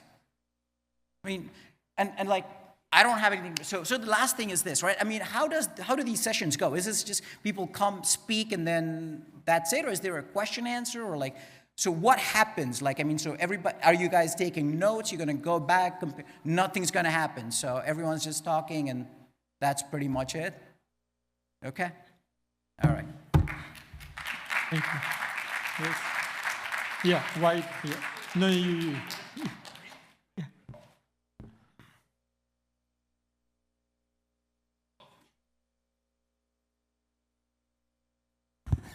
Hey, Chris. Anthony Deamron, Edison.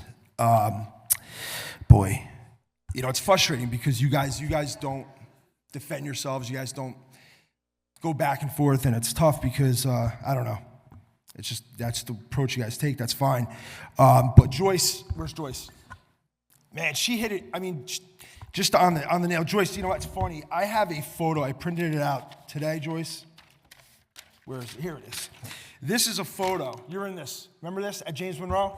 This is when all the assemblymen, the state senator, the mayor, the governor were taking credit for the state funding about 4.5 years ago. Joyce is the only one that's here still that's fighting and advocating. None of them are here today. None of these other people. Now, meanwhile, at town hall, they're throwing, ICBMs over here and basically telling you how shitty of a job you're doing and lecturing you. Does the mayor offer solutions? Does he want to come in? Does he want to extend a hand and show us how to do it? And the other thing too is, I'm sorry, I'm just a little upset. You have and I understand, I respect some of these people that are upset. There's cuts coming and stuff like that. But I really never knew how a district ran until I sat at Teresa Ward's house for like 7 hours once, and she explained to me. And to make cuts, to go through it and say, you don't need this job, you don't need that job, it doesn't work like that. Districts are run a certain way. That's why we're successful here. You can't just go ahead and just cut jobs that you just don't feel are necessary. They're all necessary. That's why we are who we are. So you got to save these jobs, right? But at the end of the day, like Joyce, you said this. It's funny. Woodbridge is not getting cuts, right? Who's advocating? Where are these people? Where are our state senators? Where's our assemblyman? Where's the mayor? The idea that you guys are not paid, it's funny. All the people here that are upset, I hope you do go to town council meetings. Do you know what's going on at the town council meetings? All the raises they're giving themselves? The mayor was in office with all these, and I'm not blaming the mayor, but he was in office for 2 months and he took credit for this stuff. He's not here today. It's the same constituents. They're raising taxes down at town hall this year. I don't feel sorry. You guys elect these people, all right? You got to know this stuff. It's upsetting. Yeah, it's upsetting, but honestly, the mayor, and I keep saying this, and I don't want to make, but the politics in this is what it is. And, he puts out a video, and it's damaging because he's got a big outreach. Now, I probably had the second biggest outreach, but he's well surpassed me, all right? He has. And he stirs this stuff up. But he's not offering solutions. He's safe there. And we can't have the superintendent get into politics. We don't want him into politics, all right? That's not your job. And you guys are in a tough spot. I really do feel sorry for you. You got to make tough decisions, all right? But it's not like you guys don't know what all this stuff already. All right? It's sad, and I feel like a lot of this stuff is unnecessary that it happened. Honestly, I feel some of it's deliberate. I feel like the fact that I don't care what the equation and the math is on this. Are you kidding me? If we wanted funding, if he had his board president in here, are you telling me that they wouldn't get funding this year? I don't believe for 1 second you would have the funding this year. That's just the way it goes. And I'm sick and tired of nobody just calling it out for what it is. And listen, we used to, when you don't raise taxes for 2 years, I don't know, that used to be celebrated, I thought. We used to celebrate things like that. Now, I talked to a couple friends and I educated myself, and I understand now, you raise it 1%, you put, a little cushion. I get it. I get that. I'm all for that. Maybe you should have done that. Maybe that was a mistake made. I understand. You don't get paid, though. You're not giving yourselves raises like they are at town hall. You have to explain this to people. You have to. These are the facts. Joyce said it 100% right. They worked, in Woodbridge, they're working together. It's funny. In Woodbridge, they have Coughlin, who is the Assembly Speaker of the state of New Jersey.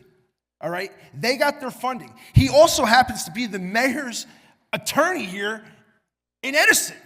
We didn't get our funding. Yet the mayor endorses the governor. We had a former Board of Ed member, hosted the would-be governor at her house. They didn't advocate for our funding. These are the facts. And it's upsetting. They had no problem taking photo ops here when they did, but they're not sitting here with you because they don't want to sit here with you, quite honestly. They want to throw bombs and they want to drop it in their laps. And it's unfair. It is what it is, but they're elected. He gets to do that, unfortunately. And you guys, honestly, he has a PhD in BS. That's what I think the mayor has. You know what I mean? So it is what it is. Because if he wants to come down here and explain to everybody how to do a better budget, more responsibly, you should host a meeting, a town hall, and let him educate all of us. They shouldn't be losing jobs up there. It's unacceptable. Nobody should be losing jobs. This did not have to happen. So I feel sorry for everybody, but go down to town hall too, because that's where your voices should be. Trust me when I tell you. All right, trust me when I tell you. It's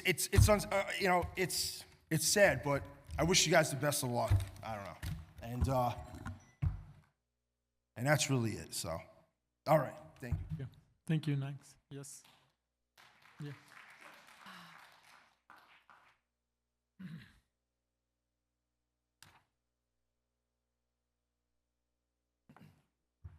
Raj Nagarajan, Heritage Drive, Edison, New Jersey, right?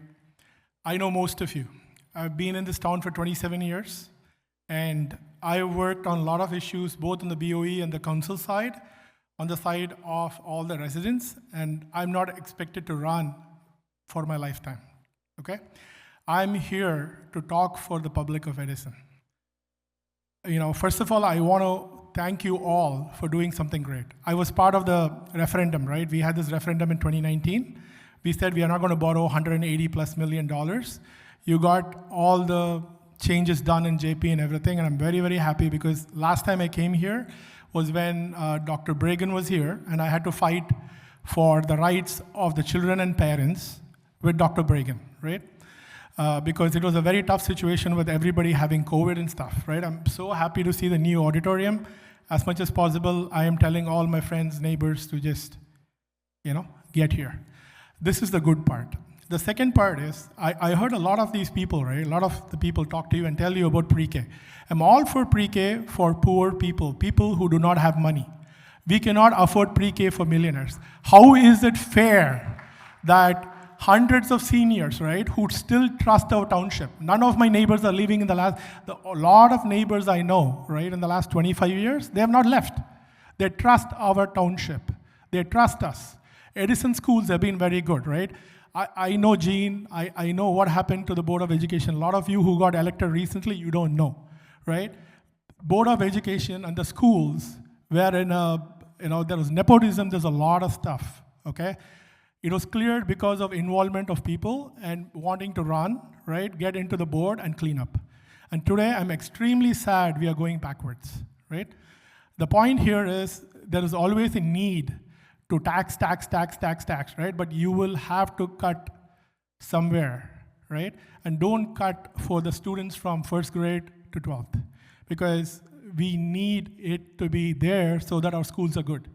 Even now, when I saw on the page, right, where I saw Woodrow Wilson was named one of the best schools, right, I was so happy, right? I mean, there are so many people who go for the #1 school district in New Jersey.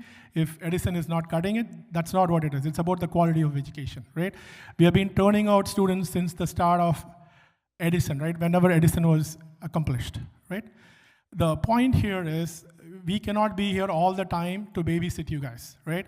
It is not about your existing qualification. You have to spend the time, right? Somebody like Gene, everybody who was here 15 years ago, they spent hours and hours and hours understanding the system and making sure there are checks and balances, okay? I heard the teachers. I heard the pre-K folks, okay? But the point is, we are all for pre-K, but we have to make sure that everybody pays their fair share. The second thing that I'm so annoyed and angry about is, I have a child who's 5.5 years old. Any private kindergarten, pre-K I go to, it's messed up. And the reason they're saying is because of our school's pre-K program, because when you got a grant, right, you have to make sure it's gradual. You opened it up for everybody because money was free during Murphy's time, right? We borrowed $4 billion. Now Cheryl is somebody who's physically conservative. She's not going to dole out the money you want, right? It should have been a more responsible program. You should have cut there, right? And this 28 million would have been, like, we could have saved a lot of money if you had started an organization. Richard Brescher, who was on the board, right, had that idea because East Brunswick schools, right? They shave like $10, $15 million because all the companies invest in it. So at least when the builders build, they can invest in it, right? I want you to seriously look into it. We have been talking about it for 7 years. These are the situations that kind of money will help. And there are a lot of corporations within Edison, right, that can contribute, right? You need to look into it, right? And the third thing I really want to say is when you look at necessities, right? I was so shocked to learn about the land deal, okay? I just got to know a few days ago, there's a 1989 resolution that will not allow other than a grocery store there in the Talmadge land, which is in a flood zone, right? So do your due diligence. And the third thing I ask of you is, in 2021, we had a residence budget committee, okay? Where we signed a non-disclosure and we were allowed to review the budget. Some of you were here. So I think you should consider that so that this kind of a situation doesn't repeat next year. Because there are a lot of items you can look at. I know all of you have full-time jobs outside here. Some are in IT, some are in something else, right? That doesn't matter, right? You need to have your eyes in. $370 million is a lot of money. When I started looking at the budget, it was around $210 million. Right? Back like 10, 12 years ago, okay? Shannon Peng, Jerry Shee, all of them would know that because, they were there, right? So please be more watchful, right? I want to really congratulate you for what you achieved in the enhancement, right? And please do look into what I told you because these two things can save money. You can think about cutting, but when you have a deficit, we need the money from the corporation and the builders because builders cannot officially donate to you. It's against the law. I even looked at it, right?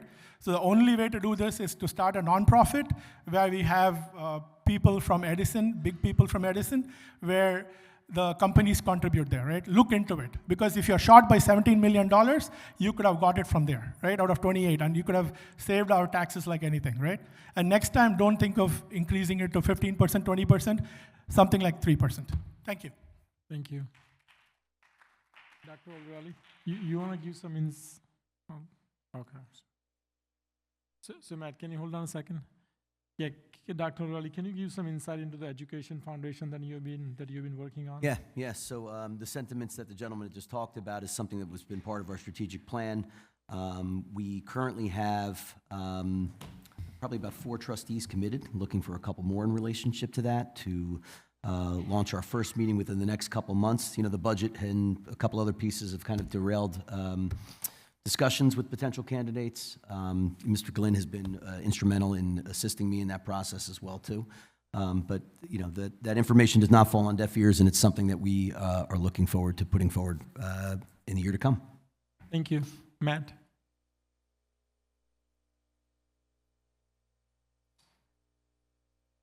Matt Revnak, ETA president. I think I'm a fairly intelligent individual, but I'm very confused when I come sometimes in here. The board put out a 12% budget. None of these things would have been even discussed because nothing would have been cut. Taxpayers complain through social media. I don't do social media, but I heard all about it. Come to board meetings, et cetera, to make cuts. Well, when you cut almost $15 million, 6%, that's approximately what it is. What the heck do you think is going to happen? You got to cut programs, you got to cut staff. The reality of it is that. And again, like Mr. Toth said before, and I've been saying this for a while now, this is not a one-year deal. This is probably at least a 3 to 4 year deal. And in the future, we're not going to have some of these things to cut, which means other things have to be cut. More staff has to be cut. That's the reality. The reality is I got a group of people sitting in the back there. some of which are non-tenured teachers are here because they're worried they're going to lose their job, some that are more senior members to support these young people. Some of them have been through it before, including myself, a couple of times in my 38 years here in the district. That's the reality of the situation. I'm going to put on my teacher cap for a minute. I want everybody in this room up on stage, everybody out behind me, and even those that are watching via live stream. I want you to close your eyes. Come on, close your eyes. Put down your cell phones. I promise I'm not going to come and lift your wallet or anything. I want you to clear your mind. Come on, Vishal, close your eyes. Board attorney, close your eyes. I guess you should keep them open. And I want you to clear your mind. And I want you to think about the person that had the biggest impact on who you are right now in your life. And if you're like me, it's probably your parent, maybe a sibling, maybe a grandparent. Eliminate relatives from the list. Think of who else had the biggest impact on your life. If you're like me, and I'm sure many of you are, it's probably a teacher, a coach, a club advisor, maybe a clergy person. You can open your eyes now. And picture that person was not there for you to become who you are because they were part of a budget cut. That's also the reality here. There's people in this ranks that are going to lose jobs that won't be here for current students and future students because of cutting budgets and cutting programs. Students that come to school because of some of these programs, by the way. I've had students in the past, their purpose really for coming to school, yeah, they're getting an education, but it was Model UN. By the way, I did this 15 years ago at Middlesex College with state legislators there. Former Governor Florio was there. I did that same activity. And I walked out with, at that time, it was Assemblyman Patrick Dignan, now state senator, and he came up to me and said, Matt, what you just did was incredible, because you're absolutely right. It was a history teacher that got me involved with Model UN, and now I'm a state assemblyman. Who, by the way, was chair of the Education Committee at the time as well. So that's the reality of things. You can't have it both ways. You either have to pay for the programs, pay for the staffing to keep the quality of education, or you don't pay for it and you're going to have these cuts. And no pulling punches. Your education system and your programs are going to go to pot. I got to watch what I say, it's public. All right, that's the reality of things. Listen, like I said on Thursday night, we're all taxpayers, we all hate to pay taxes. But the demands of the public were cut taxes. 12% is too high. I get it, especially with the rising costs of everything. I like Mr. Romano's things about the McDonald's fries, by the way. I said that. I don't do Starbucks, but cut off that Starbucks coffee once a week, and you probably say what your increase per day in taxes are. You know, there's little sacrifices you can make. And that's the reality of things. The kids deserve better. Listen, Dr. Aldarelli and Mr. Toth are top-notch. I said it the other night. I work along with them. I've worked with a number of superintendents over the years, board members. They're doing their due diligence here.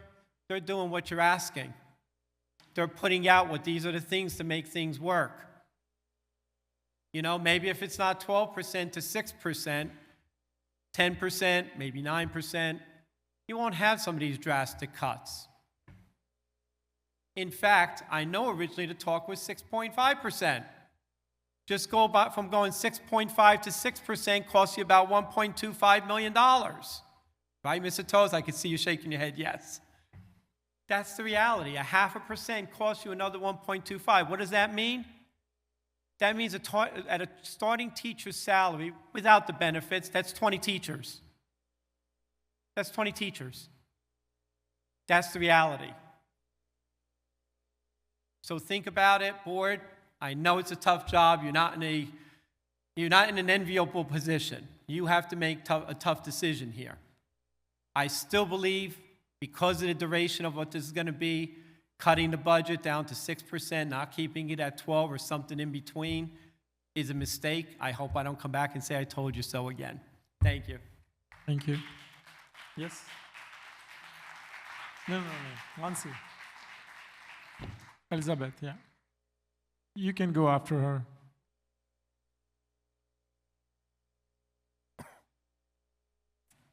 Elizabeth Conway, 20 Netherwood Circle. We could be here all night talking about cuts and what could be and what can't be. But I always think of it, if we take money out of one pocket, it's going to be going into another pocket. Or if we put money in one pocket, it had to come out of another. This morning I was getting my nails done, and there was a girl sitting behind me with her children going to pre-K. And she said it was up to $21,000 a year that she had to pay for her 2 children to go to pre-K. And I thought to myself, whoa. I turned around and I said to her, wow, my daughter is saving a lot of money because my husband and I watch her children. But I stayed home to take care of my children until they were in an upper grade. So I didn't go start teaching until later in life. And I realized for all those years, I wasn't getting paid. And then when I retired, my pension was a lot less than somebody that had the chance of teaching all those years. But that was my choice. But what we're coming up against now is we're cutting some spots, and it's going to be hurtful to some people. But at the same time, let's figure out how much are we actually saving by making cuts. Because if you're cutting it one place, the money's coming out somewhere else. And my biggest fear right now is if this board votes no for this budget, where does it go for a decision? And after that, I come back to nightmares of many years ago when it was voted down and it was brought back that the council of our town made a very big cut, even more to our budget, which is going to hurt so many other things.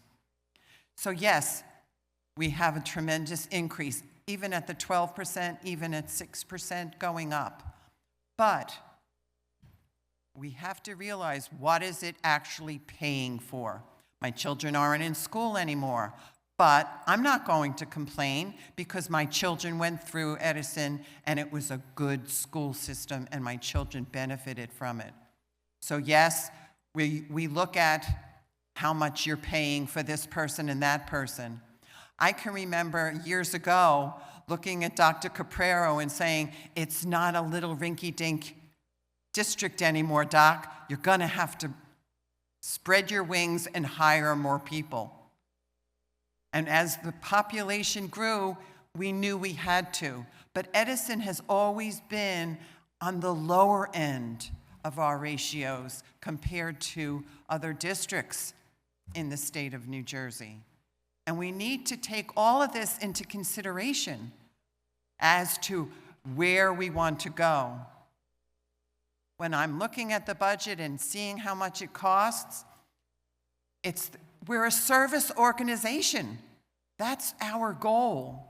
And our service is to our children and to our district.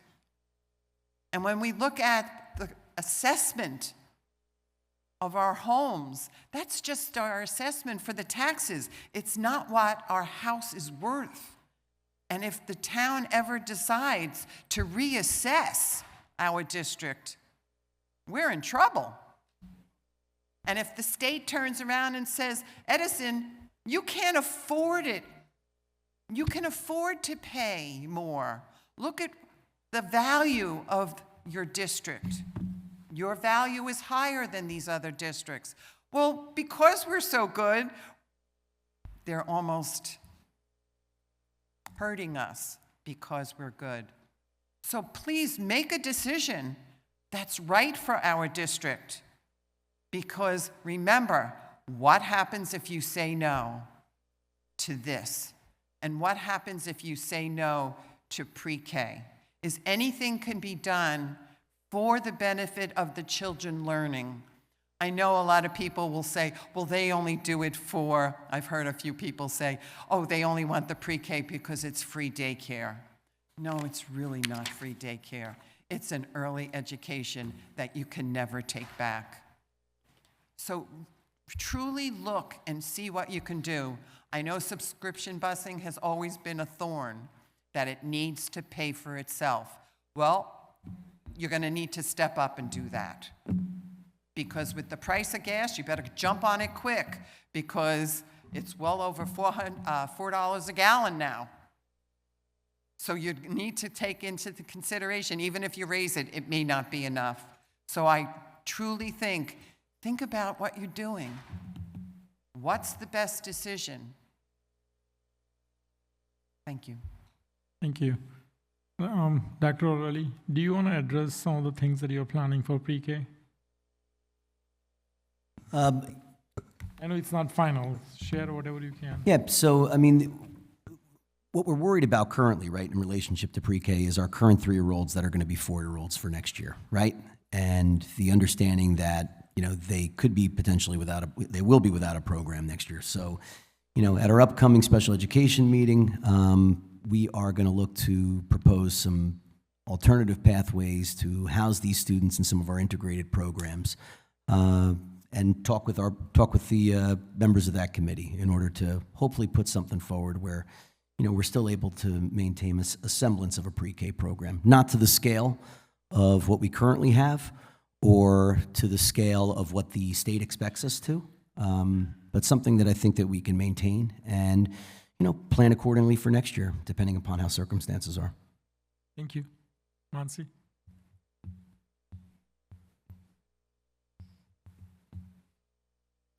Mansi Mathur, 2 Herrick Drive. Thank you, Dr. O'Reilly, to tell us the program or the plan that you have for pre-K. It will be really, really sad that we don't have something instead of like not having a complete full-blown plan, but if we can have something smaller, it will help. Having said that, it saddens me as well as angers me that where we are standing today. Everything was going great for our district. I think in the last 3 years, we have seen such good things happening. We were all having a great time. We were looking at it that it is going well. The last year of my son's till he graduated from high school, we even had an excellent up and running app for our school district, our website, everything is going fine. And now here we are. And why we are here? Because 9 elected board members who are, and for everybody's education, these elected board members are like board of directors for any cooperation. Dr. Ederelli and John Toth, who's our BA, is like a CFO.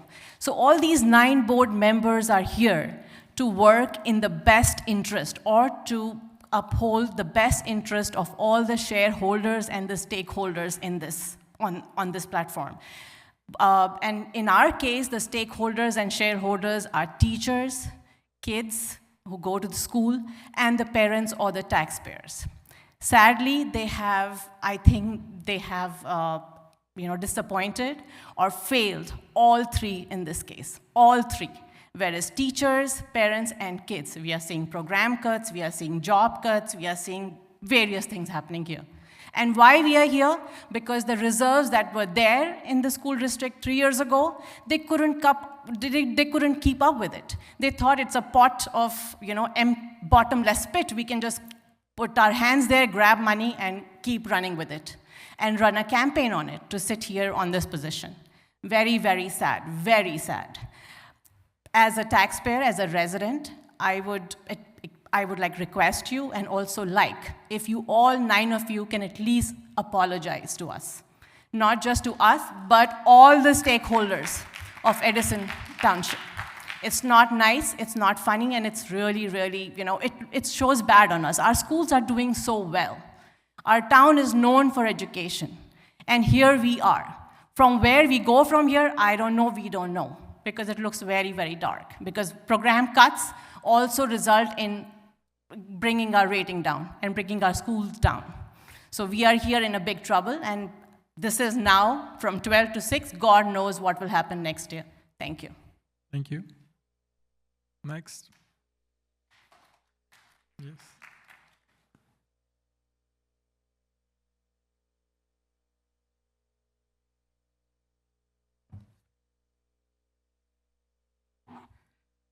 Chirag Patel, Nottingham Road. So we hear two voices today. As she mentioned, none of them are happy. Some of people are concerned about the pre-K, how it's going to affect the kids, and taxpayer, of course, about the tax rise. I do agree with both of the sections, but none of them are happy. So what does this mean? It means you messed up. You guys didn't do a good job. Sorry if you don't like it, but that's what it means. Now there is a narrative created. What I feel here, this is the first time I'm attending such meeting. I'm a new resident. Narrative created that people who are opposing the tax hike is opposed to the betterment of kids. It is not like that.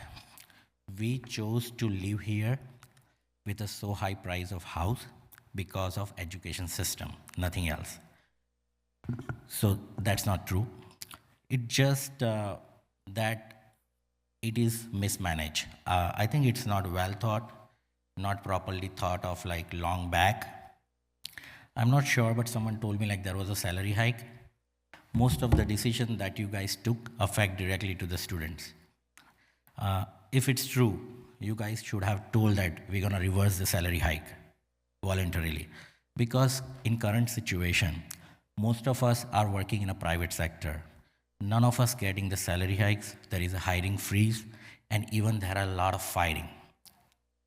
So we have to understand the current situation and act accordingly in all the avenues. Now, another thing that I wanted to say is that no one likes government. That's truth, right? Everyone hates it. There is a reason behind it. And that's what we are seeing right now. Everyone is using AI. I was never using ChatGPT, but nowadays I started using it in my company also. For each department, they have an AI assistant. And they started firing like whole team. So this is a reality. I don't think we're gonna avoid it. It will happen. So did you guys think about using AI for a non-essential job to reduce the budget and help us?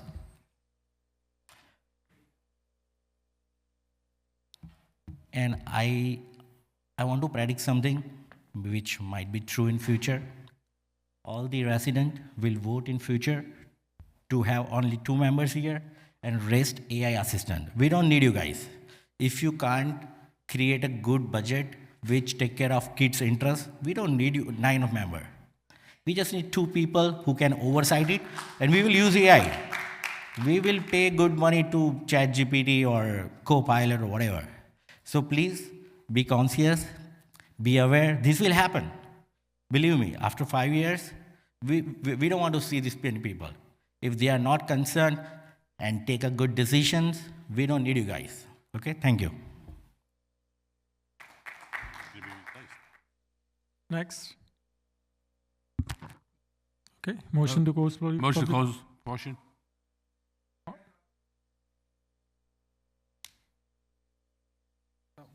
First up.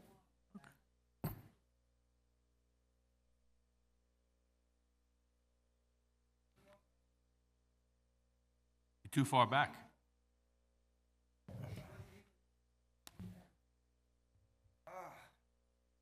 So sorry, excuse me, I've been moving between locations. You gonna ask me for my address? You know who you are. I'll give you my address anyway.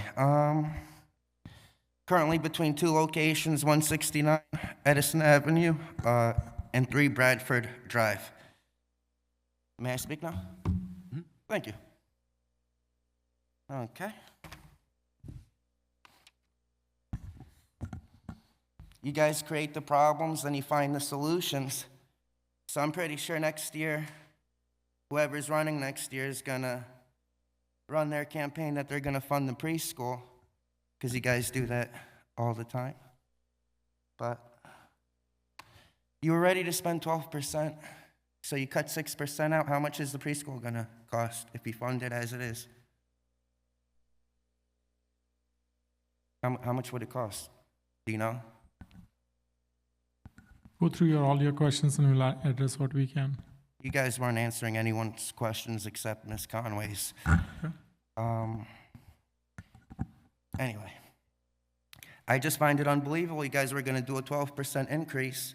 You cut 6% off, but you can't include the kindergarten in there. Is there a reason for that? If you included the kindergarten, would it be an extra percent and a half, 2%? How much would it cost to run the program? Didn't Governor Murphy pass a law saying that you have to fund the preschool program? Doesn't matter. Can you please answer my question? Because when you answer my question, it's going to lead to the next question, and I don't want to stand here for 4 minutes and just bullshit. So can you just answer my question? How much it costs to fund the preschool? Sir, you can continue your comment and use the remaining 3 minutes and 55 seconds how you wish. And they can use some of my time to answer my question. It's not a hard question. Off the top of their head, how much does it cost to fund the kindergarten? Again, you can continue your comment. If the questions can be answered, That's they'll be exactly answered what at I'm the doing. end. I'm making my comment. I don't need the commentary from the lawyer. I'm not speaking to you. The board obviously doesn't need legal advice from you at this moment. So can you explain to me why you're even opening your mouth?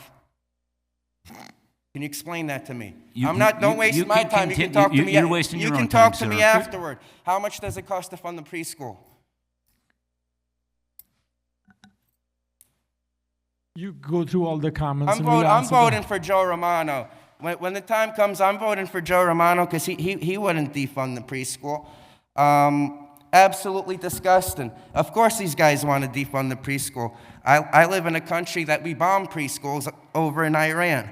So I don't care if they don't like to hear that. Absolutely disgusting. How much does it cost to fund the preschool? 1 million, 2 million, 3 million? How much does it cost? Certainly, it's not going to cost 6% extra that you guys were ready. How much does it cost? Is it a small amount, a large amount? Because everyone I've spoken to, they don't mind paying a little extra for the preschool. It's the town council members I don't want to get a raise. It's Mayor Sam Joshi I don't want to get a raise. I want to defund the police, quite frankly. Not completely, but they keep giving themselves raises. They don't deserve it. Well, quite frankly, they get promoted for targeting me. So if you want to get promoted, just file false charges against me. How much does the preschool cost? To fund the preschool, how much would it cost? I find it a little ridiculous that, I come to the Board of Education meeting. I haven't come here in like a year, 2 years, 3 years. It's a simple question. It's 1 minute, 36 seconds left. And you can't simply answer how much it costs to fund the preschool. It's not hard. I'm just going to assume none of you know it. Because normally when someone knows something, they're very quick to answer.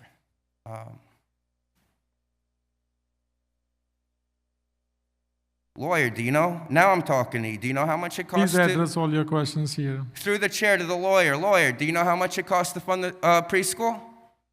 Would you like to answer my question for me? You can choose to continue using your time. And I'm going to do that. I'm going to do that. I'd get better freaking responses from ChatGPT than you guys. I think it wouldn't even be more than 1.5%. How much does it cost to fund the preschool?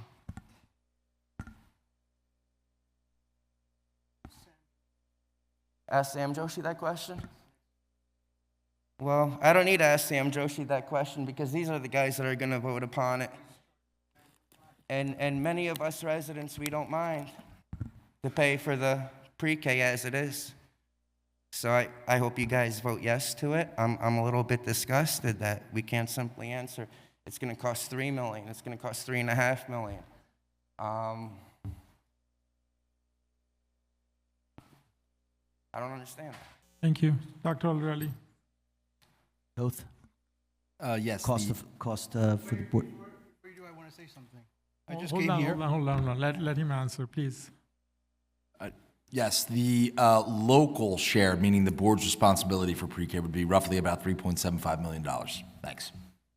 And how much Your an time extra is up. percent would Your that time be? is up, please. Percentage-wise, Please how be much seated. would that be? So that's probably about, in that 1.75%. It's a pretty good guesstimate. Mohin, you're next. Sorry, I was at the gym. I just got here, so I'm just going to make it brief. I don't know what you guys discussed before, but from the previous meeting, I know you had some Sam's clowns here that came here last time and basically said, we don't want this budget. We don't want to pass this. The same clowns that are going to run for Board of Education this year are going to be here trying to advocate for the students while you're going to cut their budget, while you're going to cut their programs, while you're going to cut their kindergarten, while you want to cut their ACs. That's BS. And I have some board members here that were just complaining last meeting, that why don't we send this to the county and let them disregard the budget? Let them do that. You went from 12 to 6. I commend you for doing that.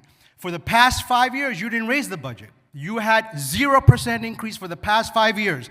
Now that we don't have the money, you're raising it because you have to. Not because you want to, because you have to. And the reason why these clowns that come here for Sam and all these guys, they want to put it on your head. You raising your budget and raising your taxes, they want to put it on your head while they go ahead in closed sessions, raise the township rate by 9.5%. And then you don't go there. Why don't you go to the township and complain there? Why is he raising the budget over there, the taxes, and you don't want to go complain there? Because you're getting something out of it. Either a ethic board position or the county position, because you guys are greedy for yourselves. You don't think about the students. You don't give a shit about the students. So don't even tell me. No, I have just my time. language. All right. Please address it. So he wants to raise the rate at municipal building at 9.5%. You have some of the people here that are his minions that are going to come here and advocate for that. You should be advocating for the students. The students. That's your responsibility. And if it's 6.5% or 7.5%, it's for the students. The reason why all of you guys moved to this town is because of the education system. Don't knock it when it's needed, all right? The township is wasting your money away left and right, but you don't go and care about that shit. So, in conclusion, all I'm going to tell you is this. Pass the budget, do whatever you need to do for our students, period. That's the reason why you're sitting in that seat, first and foremost. So 6.5% is nothing. For the past 5 years, they raised it to 0. 0. And if they're asking for 6.5, what does that mean? The township raised it 14.5%. You didn't do shit about it. You didn't say anything about it. Sir, I'm going to have to remind you. Record my ass. Sir, all right? sir, I'm going to have to remind you, please. So I get frustrated because you're here advocating against the students, and that is foul. All right? No. Mohin, please address it here. Please direct your comments to the chair. Sure, thank you. Sorry about that. Let's calm down. I'm animated for my students, for my kids that go to this school, all 18,000 students by the time they're done. You have 19 buildings you got to take care of, 20, 21. You're adding to the value of the homes in this town. So if you have to raise it for the students, and that's okay. Your values are increasing because of that. When you sell your home for $1 million, where is that coming from? It's because of the education system right here. They're moving here because of that. They're spending $1 million on those homes because of that. You're making the money out. So stop complaining about it. You want to complain, go to the township where you have nothing given for you. You have potholes filled in the road. Please direct your comments to the chair. All right. So if you want to talk about increases, make sure your faces are in the township when they're increasing your rate by 9.5%. Will you say something then? No, because your positions are all in line for that. Because you want something from the mayor. You're getting a position here, ethic board there, bullshit that. So at the end of the day, do what is right for the students. That's the reason why you're sitting in those seats. Don't be knocking out because there's someone that wants to get a position in the township or you're going to run for something else. Monty was right here before. She wants to run for the Board of Education coming up this year. So he's here complaining. So enough is enough. Vote yes to the budget. Thank you. Thank you. Motion to close public portion. All in favor? Aye. Okay. So next one is President's report. So I want to genuinely, thank all the board members for the time and energy they have spent over the last 7-8 weeks. I know it has not been, easy. I want to recognize Mr. Jerishi, who is not here, who spent countless hours, even though when I was out of country, he was making calls and suggesting ideas to make this work. Ms. Sharon Pang, who has spent countless hours. And keep your head up high. It was not an easy choices for us to make, and all of us together had made some choices. So keep your head up and chin up. I believe this budget protects core instructions, classroom instructions, while ensuring the long-term financial sustainability of the district.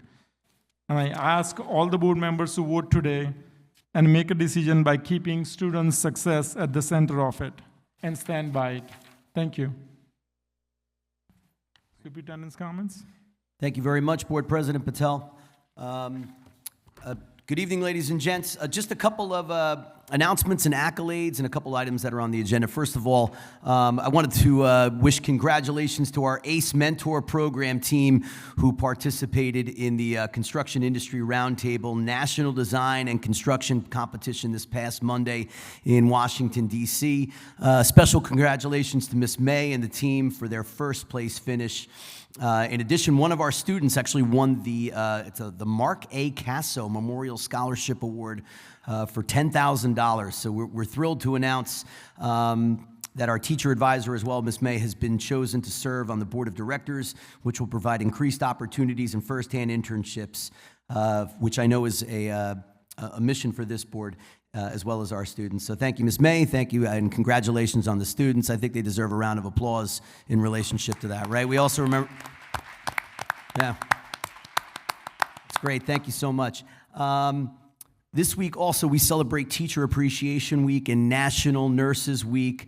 We recognize these two groups that are essential to the district operation here. I want to say something to our phenomenal teachers and our support staff and everybody kind of that makes the wheels go around here in Edison. You are the heart and soul of our schools. Thank you for inspiring curiosity, nurturing the potential in every single student. Your commitment makes a profound difference in the lives of our children, and it's a pleasure to work alongside of you each and every day. To our, you can clap at that one too. That's a good one. And to the most popular office in every single school, to our school nurses, thank you for serving as the front line of our health champions. Your expertise and compassion are essential in maintaining a safe and healthy and nurturing learning environment. Thank you so much for the work that you do. And that concludes my report for today, Mr. Patel. Thank you, Doc. Next section is public comments for resolutions only. Yep. Yes. Yeah.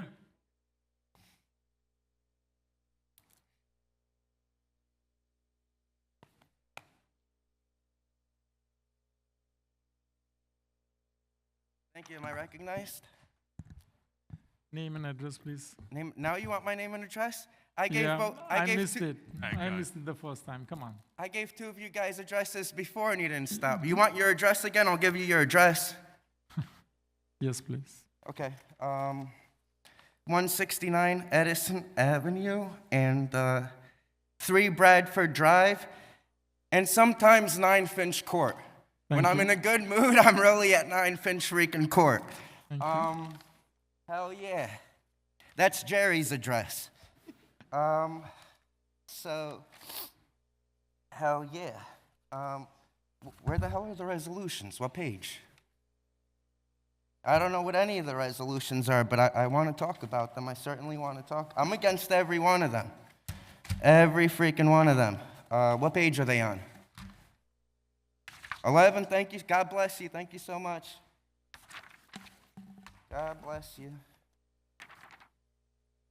I can't even tell the freaking page numbers. There is no page number. Just Page 2 through to the end. 2 to the end? 2 to the end. Thank God bless you. Thank you. I'm against all of them except funding the kindergarten. Is the kindergarten on there? Preschool. Preschool, yeah. Last page. Last page? Well, we're going to fund that because we want to fund that. 1.5% increase is not that bad. Or rather, we increase it on this side than that corrupt Mayor Sam Joshi, all right? So let's increase on this side, because the more we increase on this side, he's going to be like, shit, I can't really increase it as much as I wanted to, so he's going to have to make him look bad, right? So, yes, we want the 1.5 increase to go to preschool. Because I haven't heard not one resident say they didn't want it. I only heard you guys say you don't want to fund it.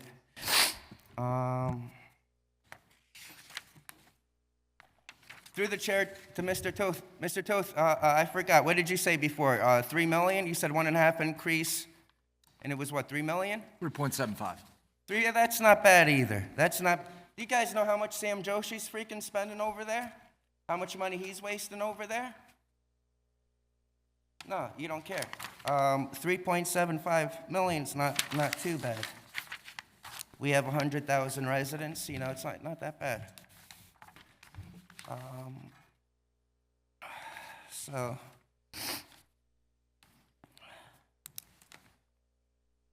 Eric, I was going to give your address. I don't want to give your address. I don't want to get beat up when I get out of here. All right, so I didn't give your freaking address. Okay. And yeah, we can't fund things like there's a lot of things that I want to say, but I'm limited in saying them because I'm somewhat at a gag order, kind of a gag order.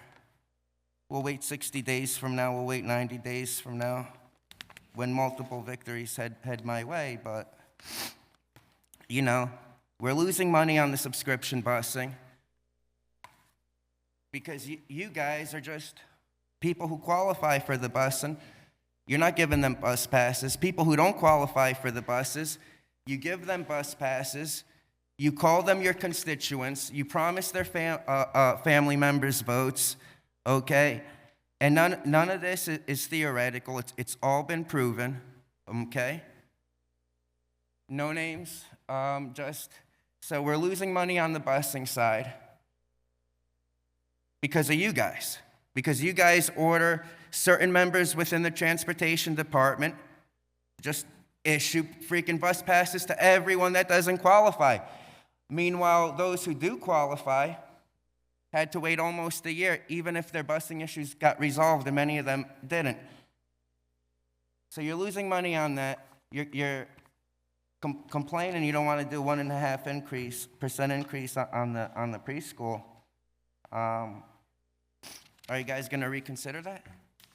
You don't have to answer that till later, but we want it.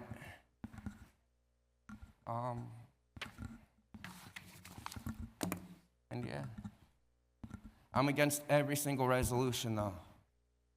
Oh shit, this ain't the town council. All right, just pass the one with the preschool. We're gonna pass the one with the preschool. And we're going to remember, I'm going to watch when election season comes up, and I'm going to see who's running this year. I don't even know who's running, but whoever is running, I'm pretty sure you guys are going to, the first thing you're going to put on your campaign promise is you're going to fund the preschool. So again, you guys create the problems, you find the solutions. Who's running this year? Whose time's up on that board? You know, Vishal? Whose time's up on the board? You don't know? Simple question. Okay.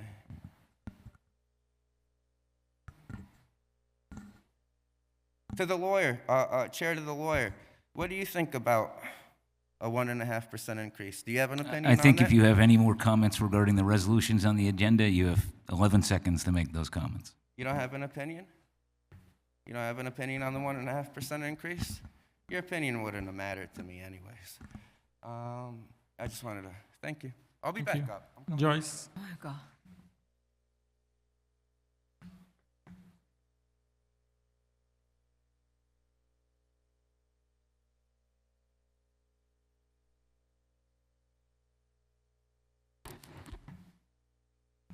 I would like to speak about 2 resolutions, starting with Teacher Appreciation Week. I think we should applaud our teachers because teaching is not like it used to be. It's a very hard job. When I grew up, whatever the teacher said was right. You went to school to learn. You didn't bring all this electronic devices. You didn't have all this other stuff going on. So I just want all the teachers to know that a lot of us believe in you. A lot of us know how hard your job is, and we appreciate everything you do. We appreciate the long hours that you do, because everybody thinks your job is from like 7 to 3. They don't understand the hours and stuff you put into planning, the hours and stuff you put into extracurricular, the hours and stuff you spend into talking to some students who would just love somebody to listen to them and pay attention to them. And I also would like to thank the nurses, because the nurses' job is much, much harder than it used to be, and it's going up more and more each year, because they have to handle more things than they did in the past. In the past, they may have had a nosebleed or something small, but right now, they have like the heart defibrillators, they have so much other stuff that they have to be aware of. They have to be aware of children's allergies, the EpiPens, right? So I applaud you wholeheartedly, and I just wish the nurses and the teachers the best of everything. Thank you. Thank you. Next. Motion to close public portion. Second. All in favor? Aye. Okay. So the next thing is, during the caucus meeting, we tabled the termination of Talmadge Road acquisition, so we need a motion to untable that. So do I have a motion to untable Talmadge Road acquisition resolution from last meeting? Yes, motion on table. I'll second it. Roll call, please. All right, so this is to untable. Mr. Azzarello. No. Mr. Errico. No. Mr. Ronak Patel. Yes. Mr. Lugo. Yes. Ms. Anjana Patel. Because our last meeting, I missed some information, and I needed more information, so for on table, no. Ms. White. Yes. Ms. Peng. No. Mr. Patel. Yes. Motion fails. Thank you. Next is motion to approve the budget. Can I have a motion? Motion. I'll second it. Vote, please. Mr. Azzarello. Yes. Mr. Errico. No. Mr. Ronak Patel. Yes. Mr. Lugo. No. Ms. Anjana Patel. Yes. Ms. White. No, but I would just like to add this. The reason why I'm voting no is because of the staff reductions. That bothers me terribly, and some of the program cuts, and that is the reason why I'm voting no. Ms. Peng. Yes. President Patel. Yes. Motion carries. Thank you. Motion to approve personnel. Motion. Okay, second. Second. Mr. Azzarello. Yes. Mr. Errico. Yes on everything, no on Donald Merker. Noted. Mr. Ronak Patel. Yes. Mr. Lugo, Yes. Ms. Anjana Patel, Yes. Ms. White, Yes. Ms. Peng, Yes. President Patel. Yes. Motion carried. Motion to approve administration, curriculum and instruction, and pupil special services. Motion. Oh, curriculum and instruction? I'll second it. Mr. Azarello, Yes. Mr. Errico. Yes. Mr. Ronak Patel, Yes. Mr. Lugo, Yes. Ms. Anjana Patel, Yes. Ms. White, Yes. Ms. Peng, Yes. President Patel. Yes. Motion carries.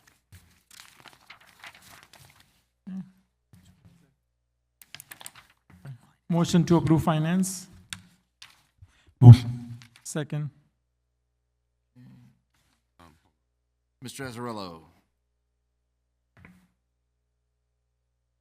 Yes. Mr. Errico, Quick question to the board president. Is that number 14? 15. 15? 15, where's 15? It's 14. It's 14. No. I don't see a 15. See a 14. Finance report? yeah, finance report. So it's finance report? Yeah, it's 14. Yes. Okay, yes. Thank you. Mr. Ronak Patel, Yes. Mr. Lugo, No. Ms. Anjana Patel, Yes. Ms. White, No. Ms. Peng, Yes. Mr. Vishal, or President Patel. Yes. Motion carries. Okay. So next is the public comments. Anyone? Okay, do I have a motion to close? Motion to close? Motion to close? Okay, go ahead, Chris. Yeah, thank you. Sir. 9 Finch Court. I've always lived on 9 Finch Court. Am I recognized? And name? My name? Yeah. My name is everybody's name. Am I recognized? Yes. Thank go you. for it. I really don't understand why we can spend $9 billion on a plot of land, but you can't even fund the preschool. You'd be able to fund that preschool for 2 years, okay? It's not the Board of Education's, you're not the zoning board, okay? We know Sam Joshi's corrupt. We know they're building houses everywhere. But to just spend the money that's meant for the kids, all right? So that $9 million was to be spent on programs, enlarging the classrooms, whatever, for the teachers, whatever it may be. Yet you guys took that $9 million to purchase a plot of land, okay? Because you guys didn't want, you guys said, oh, we were going to have more students. But let's be quite frank. The majority of you live in North Edison, okay? And you guys just wanted to use the Board of Education funds so this way apartment buildings weren't built in your neighborhoods. That's what it is. So you guys are building mini mansions over there, okay? But you guys freak out if there's an apartment building, a condominium gonna be built. You guys say, oh, they're gonna flood our schools with more kids. And then you complain that the state cut our funding because we don't have enough kids enrolling in the schools. So it's like we're in the twilight zone over here, you know? Did you guys take the vote for the preschool? Because I wasn't really paying attention. Did you take the vote for the preschool? Are you going to fund the preschool? It's a shame that you guys aren't going to fund the preschool. We live in a society today where we would rather cheer bombing little girls in their preschools, okay? Rather than funding the preschools for the little kids. It's all right. It's a sick society. It's the twilight zone we're living in. Every day that goes by, more and more Americans are now realizing that the politicians that they've been appointing have been vampires this whole time. It's not my opinion. It's out in the open. The government can't cover it up no more. I'm gonna wait when there's less. I'm gonna wait when these meetings are almost no parents, whatever, because I want to talk about what happened in Sayreville with the Sayreville High School janitor. I'll save that for next time. But you know, you guys are very disgusting people. $9 million for a piece of land, okay, that has no function for the school. Even if you were to build something on it in the future, none of the funds for the BOE should have ever went to that. None of the funds for the BOE should have ever been built for those freaking cricket fields, okay? I'm disgusted in those cricket fields. If I had the choice, I would burn down every freaking cricket field. I would take a bulldozer. I would bulldoze those freaking cricket fields. I wish Jerry was here because he really likes the cricket fields. I'm just disgusted at what you guys do. And then we have members of the public complaining, hey, we have too much white people being hired. You know, in society, if you're qualified to do the job, you're going to get hired. They just want people to be hired with less qualifications. Let's be quite frank. They want people to be hired from their own religion, from their own country. They call it DEI. This is racism. This is reverse racism. Okay? A lot of these teachers that you call white teachers, they've been here before you guys even moved here. And so that's what we're going to do every year.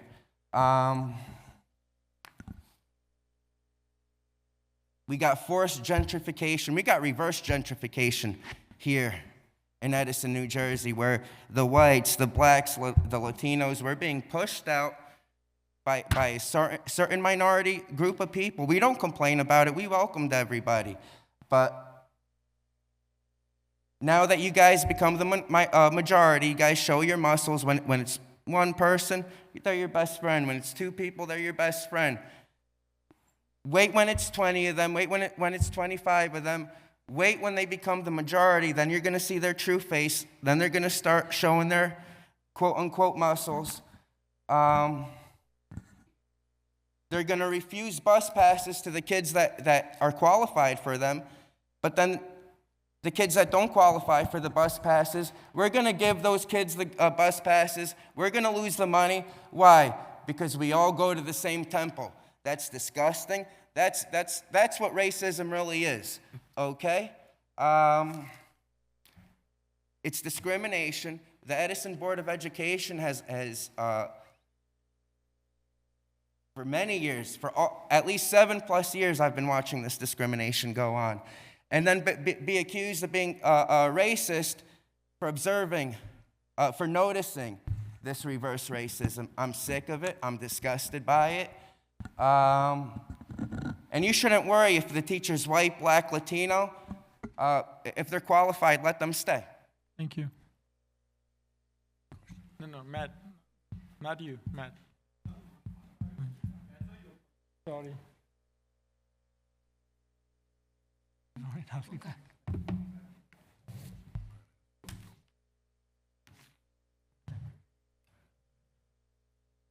Hello, everyone.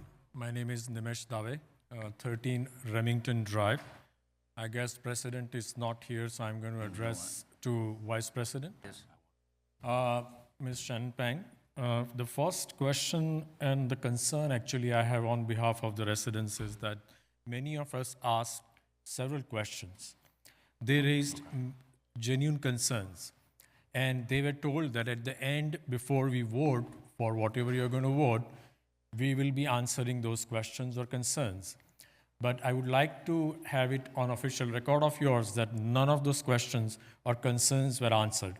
And that is very, very disappointing.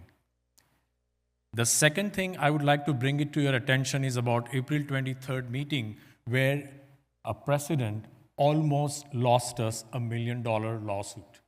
And that is very irresponsible. And I'll explain why and how. The lawyer, the attorney who was representing a board at that time, he issued a very confusing statement to an innocent citizen like me that I can and cannot speak on certain public comments, which made me think that I cannot speak on a Talmage land.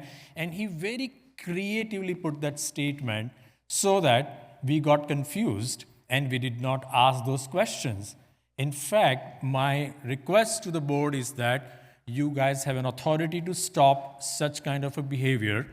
And I sincerely request all of you that next time, please don't hire such attorneys, because at the end of the day, it's our money you are putting at stake. And I sincerely request you to keep this in mind.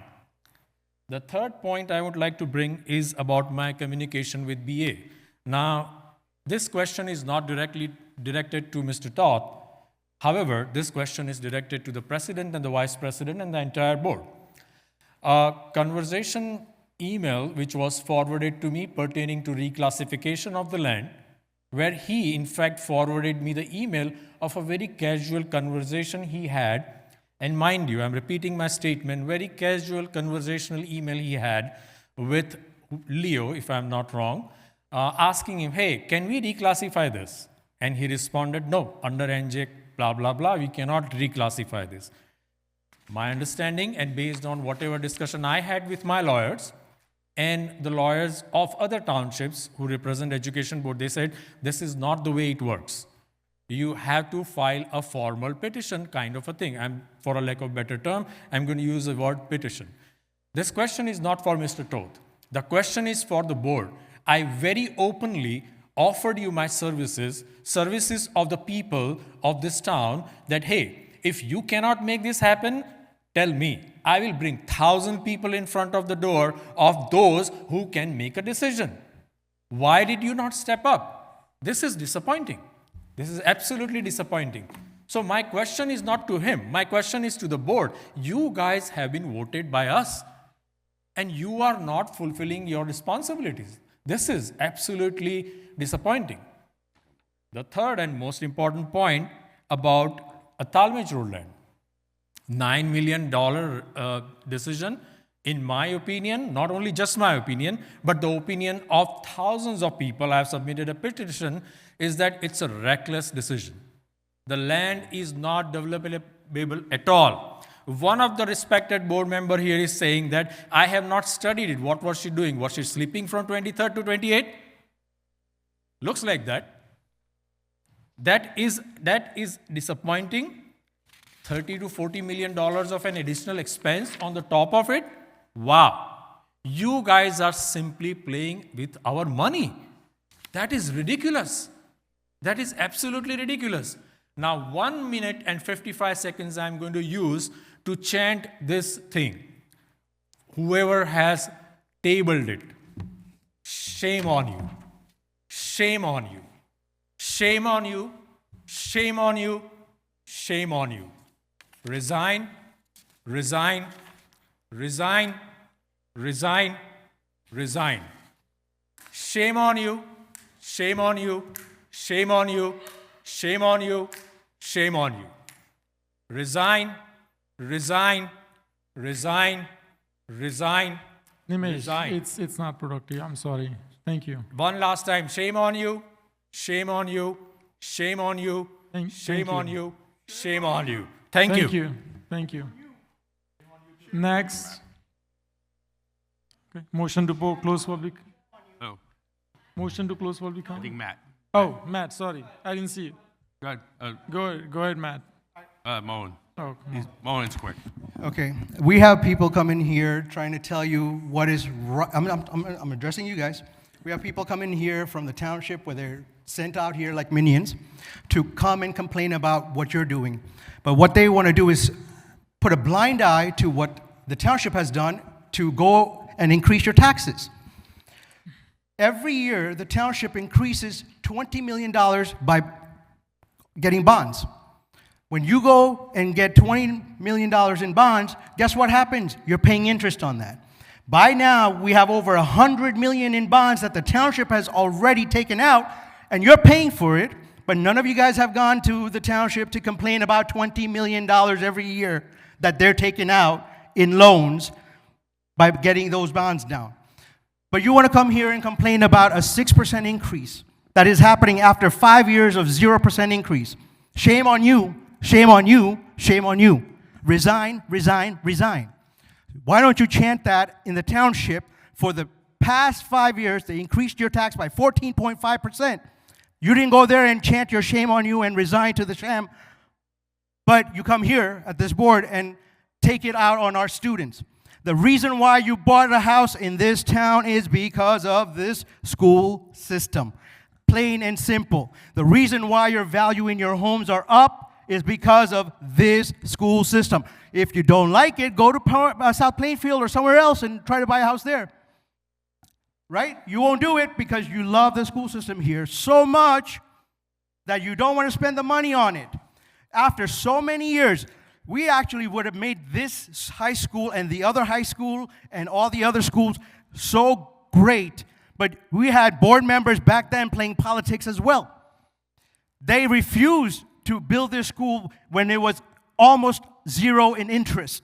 We could have saved so much money. We had funding from the state at that time too. And for $89 million, you would have had a brand new freaking high school. But you didn't do it. Then we're going to move into Edison High School. Then what did you do? Instead of building classrooms, you built freaking gymnasiums. You wasted our money then too. The township wasted their money. They built 2 turfs for double the cost that you did for 1 turf.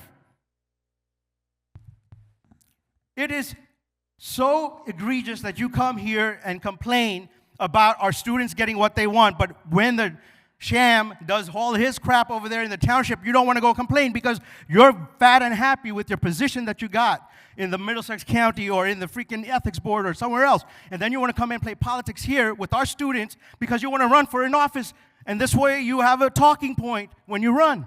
That's all BS. Stop playing politics with our kids.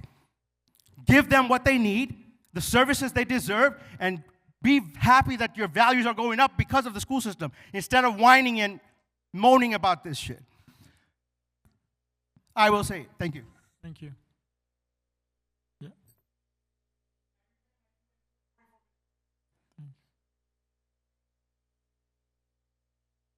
Shivi Allison Court. 2 things. First, is there a way that you guys can reduce the volume of the speaker when somebody yells at the mic because it's very hurtful to the ear? Second, when people are talking... Sir, please do not disturb her when she's making her comment. She didn't interrupt you when you made your comment. Thank you so much. And the second, when a speaker comes and speaks here, you need to remind the speaker that they're speaking to you guys. They're not speaking to the audience. Third, and the reason why I came here, is that the placement criteria. It's a very important piece of information that is shared with students and families at the beginning of the year. And students work very hard through the year to make sure that they're meeting all the criteria so that they can go into the class that they have chosen to or they want to go. Now, especially in middle school, because there's a track, when students get into the pre-algebra track, it's much easier for them to get to the Calculus BC in 11th grade, which is so important. All the premier colleges look for Calculus BC on a child's resume. Now, if you don't get into the pre-algebra track, it becomes very hard to get to that Calculus BC. And now, many students in 6th grade are being told retroactively that there is a problem with Edmonton, and it went and kind of recalibrated everything. And even though the Edmonton score is showing that they should get into pre-algebra, they are being told, sorry, you're not getting into pre-algebra. So if somebody could, Dr. Elrelli, if somebody could take a look and make sure that students who worked hard to be in a certain level, if they're meeting all the criteria, they should be able to get into that course. And that's all. Thank you so much. Thank you. Dr. O'Reilly? Comments on that? Yeah, absolutely, especially in relationship to the criteria. Thank you for bringing that to my attention, and I will follow up in relationship to that. Thank you. Matt?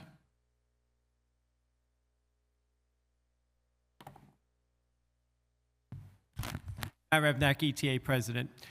Just a couple things of good nature. First of all, last week, Wednesday, we had what's called the Friends of Education dinner over with Middlesex County Union. And 2 people from our district were recognized. First of all was our teacher of the year from this year, Pam Eng.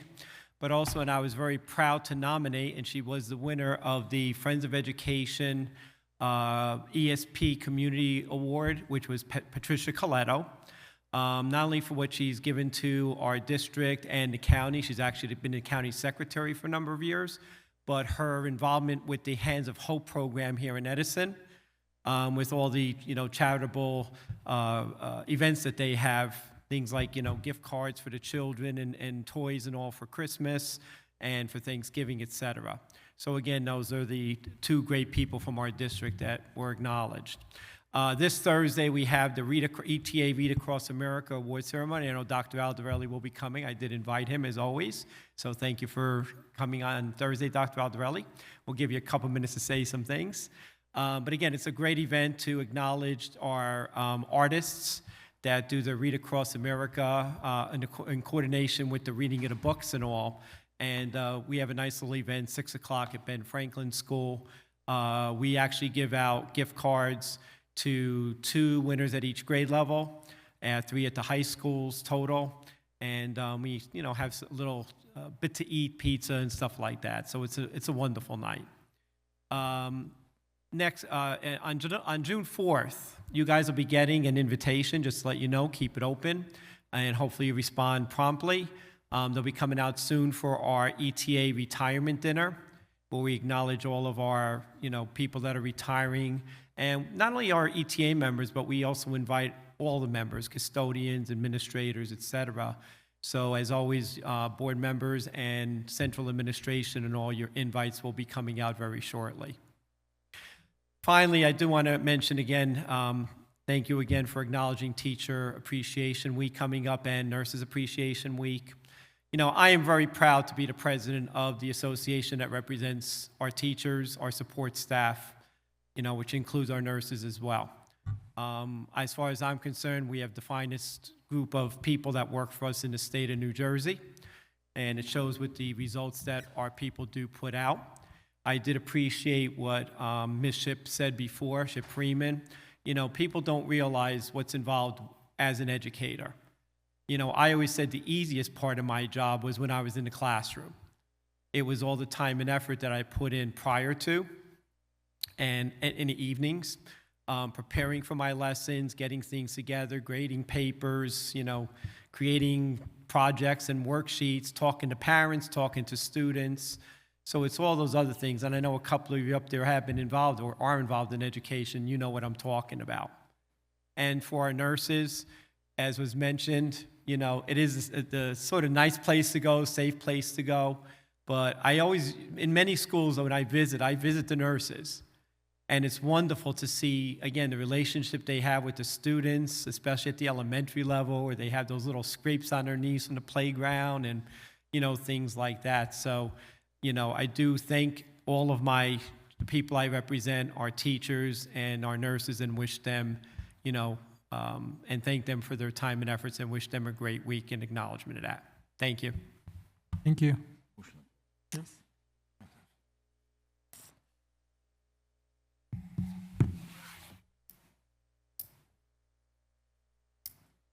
Good evening. My name is Carrie Coletto, and I'm a proud special education teacher at James Monroe.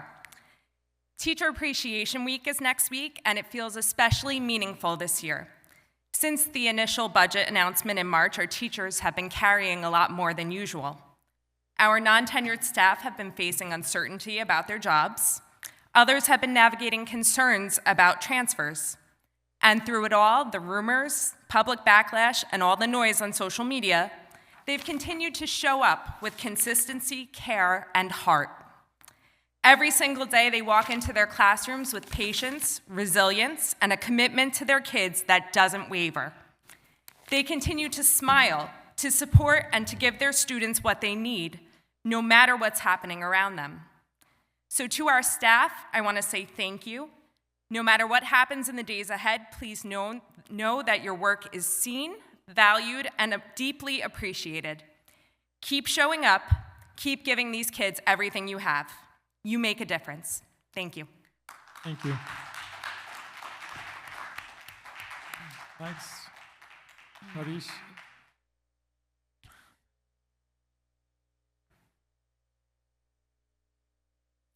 Harish Thatineni, 45 McKinley Street. So I was watching online, and I think most of my questions were covered. Regarding the pre-K, I forgot to mention in the last meeting, there was one lady who made a very sensible point.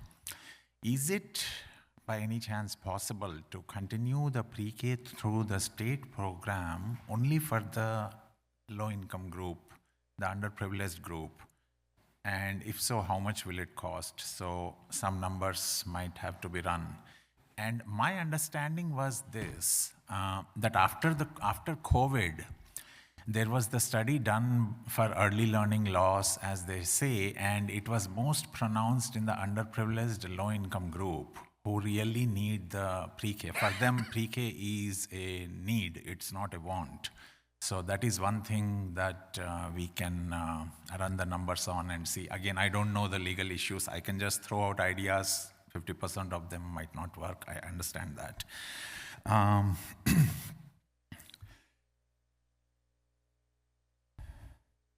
had 2-3 more, trying to remember. So anyway, so the Talmadge land, we are allowed to talk, right? So, I mean, I have a completely different take on that. Not many people agreed with me on the social media, but it is what it is. I mean, see, I didn't marry my wife because my greatest enemy was in love with her and I wanted him to, to make him feel bad. I married my wife because I really liked her. So, applying the same analogy, we should not be buying Talmadge land to stop the apartments or something of that sort. When it comes to that stage, we will, last time there were 200 of us in the council meeting, this time it will be 500. Some people didn't bother to show up for whatever reasons. I don't want to talk about them and their reasons, but we had enough strength to make it happen. Same with the Charlie Brown townhomes. So again, I'll repeat the boring thing which I mentioned on social media several times, and most of you read it. Some of you may not be aware. We need a proper discounted cash flow analysis with the right assumptions to show that whatever project we are picking, let it be the special ed for the severe cases where we spend $60K per child for sending outside, because special ed as it is, it's very complicated. Not many people can do it. There is shortage and all those things, transportation, whatever. Or the sports bubble, or, I mean, right now there are like half a dozen ideas floating and nobody knows what's happening. And there's a lot of frustration regarding this lack of transparency and all. So hopefully in the next BOE meeting, we can have a proper qualitative and quantitative analysis of whatever project we are trying to do on Talmadge land. I can help with that. But it is a lot of work because we need to get the right comparables, right discount rate. We need to get the right cash flow revenues. Putting in the cost items is much more easier. So we need to do that before we can say yes or no. That is my take. I mean, as I said, not many people liked my stand. Most people were thinking that this $9 million can be applied towards the operations budget and be reduced to 2%. Which we knew a long time back was not possible. So the pre-K, the Talmadge, so now that the AC is cut, where's my best friend? He left. Oh, see? Okay. I thought you were ignoring me, John. Anyway, so for 2 years I have been trying to get this thing done. So the fans, summer is coming. So we are back in business with the fans. So next BOE meeting, can we get the accurate number? How many ordered, how many installed in which school?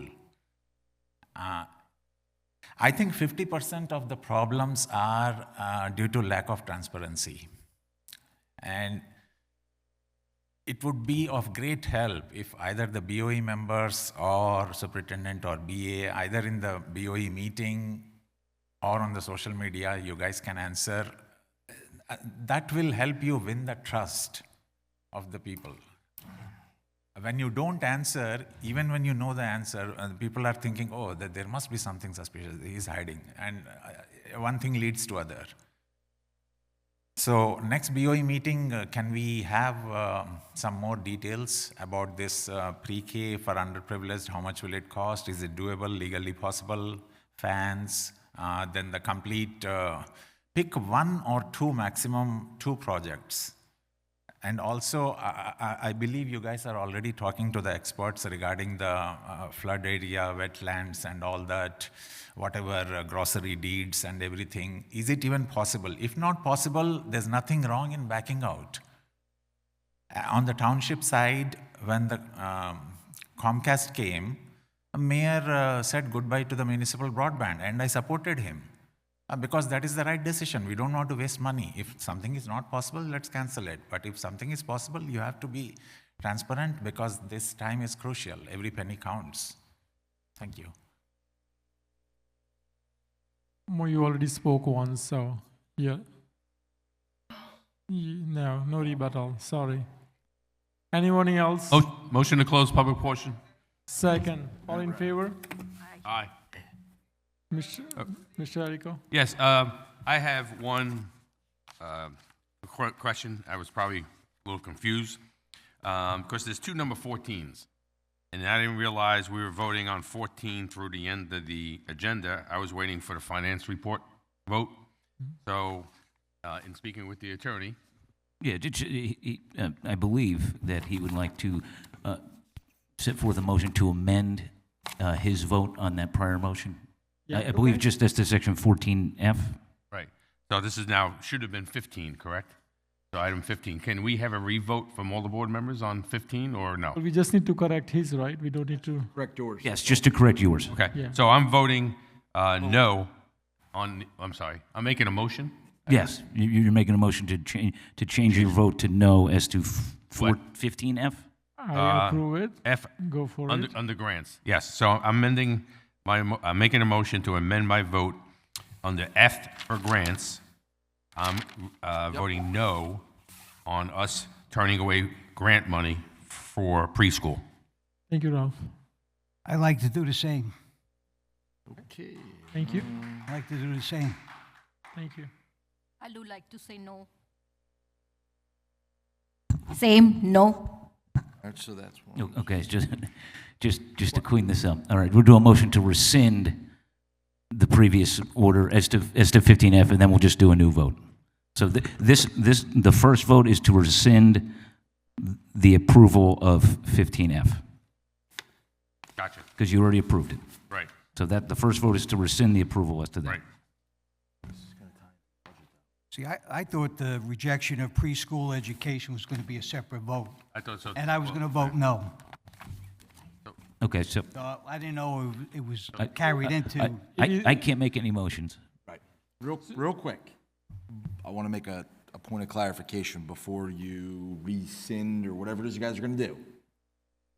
If you rescind and then you vote and you approve the acceptance of the grant, you don't have funding in the budget for the local share, which means that you're going to have to go back and change the budget.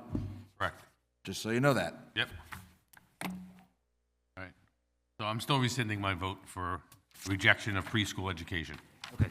So we need a motion because everybody wants to vote. Okay, so I need everyone's gonna vote. I need a motion to rescind approval of 15F grants. Gotcha. So I'm going to make a motion to, I guess, revote on 15F grants. No. Rescind. To what?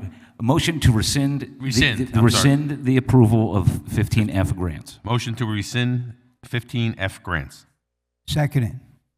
So we have a motion by Ralph. I'm sorry. By Ralph. All in favor? Aye. All right. We'll roll call. Mr. Azzarello. Yes. Mr. Errico. Yes. Mr. Ronak Patel. We only removing Right. the pre-K. Everything else going to be same, right? Yes. Yeah, but if you rescind pre-K, the budget fails because budget is tied with it. Okay, We cannot approve the budget and rescind the funding both at the same time. got it. No. Okay. Mr. Lugo? All right, I have to admit, I'm a little confused. My vote is the same as last time, Yeah. No.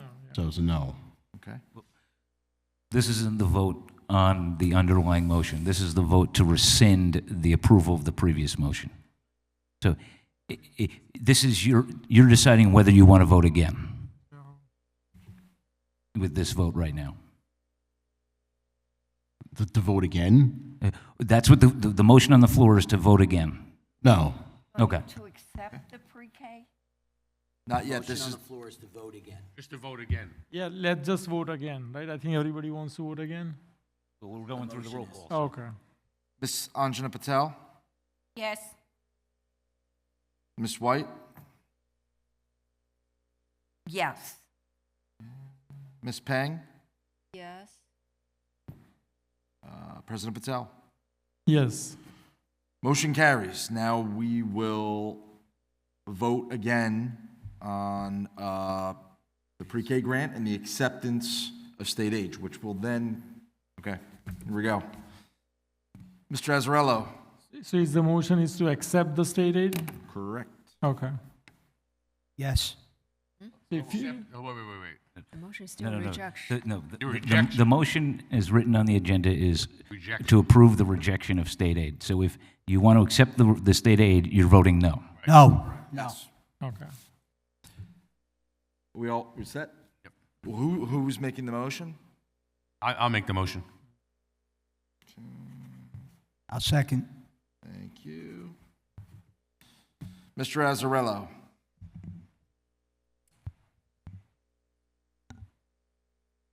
Now you got me confused again.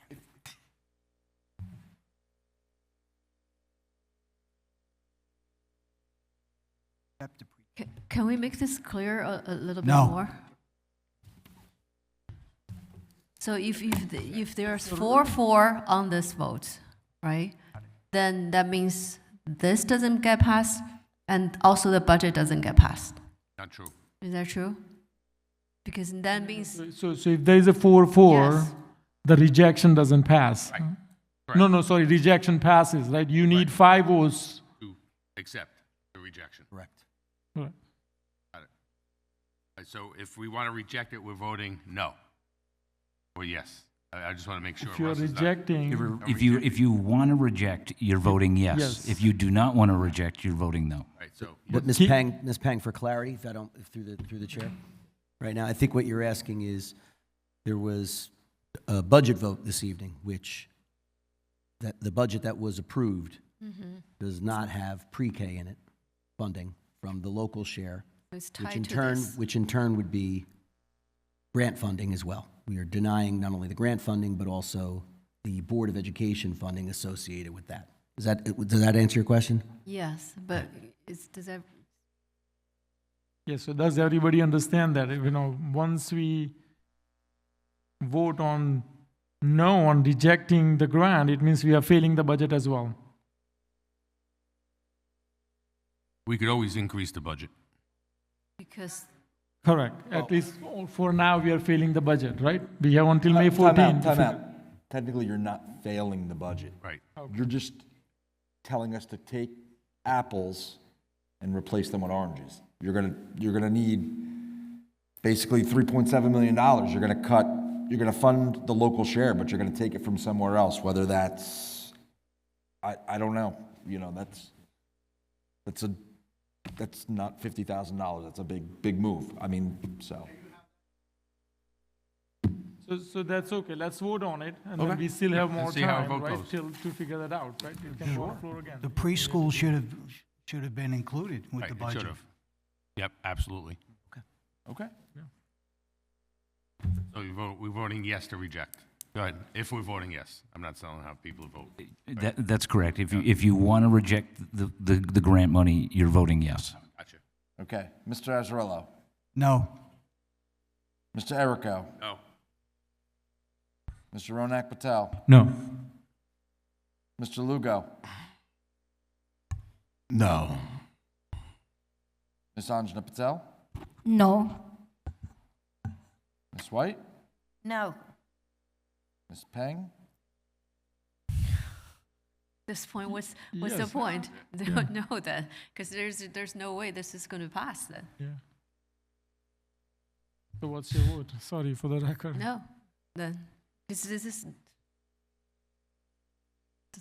Mr. President Patel? Yes. So you're a yes. So the motion will carry.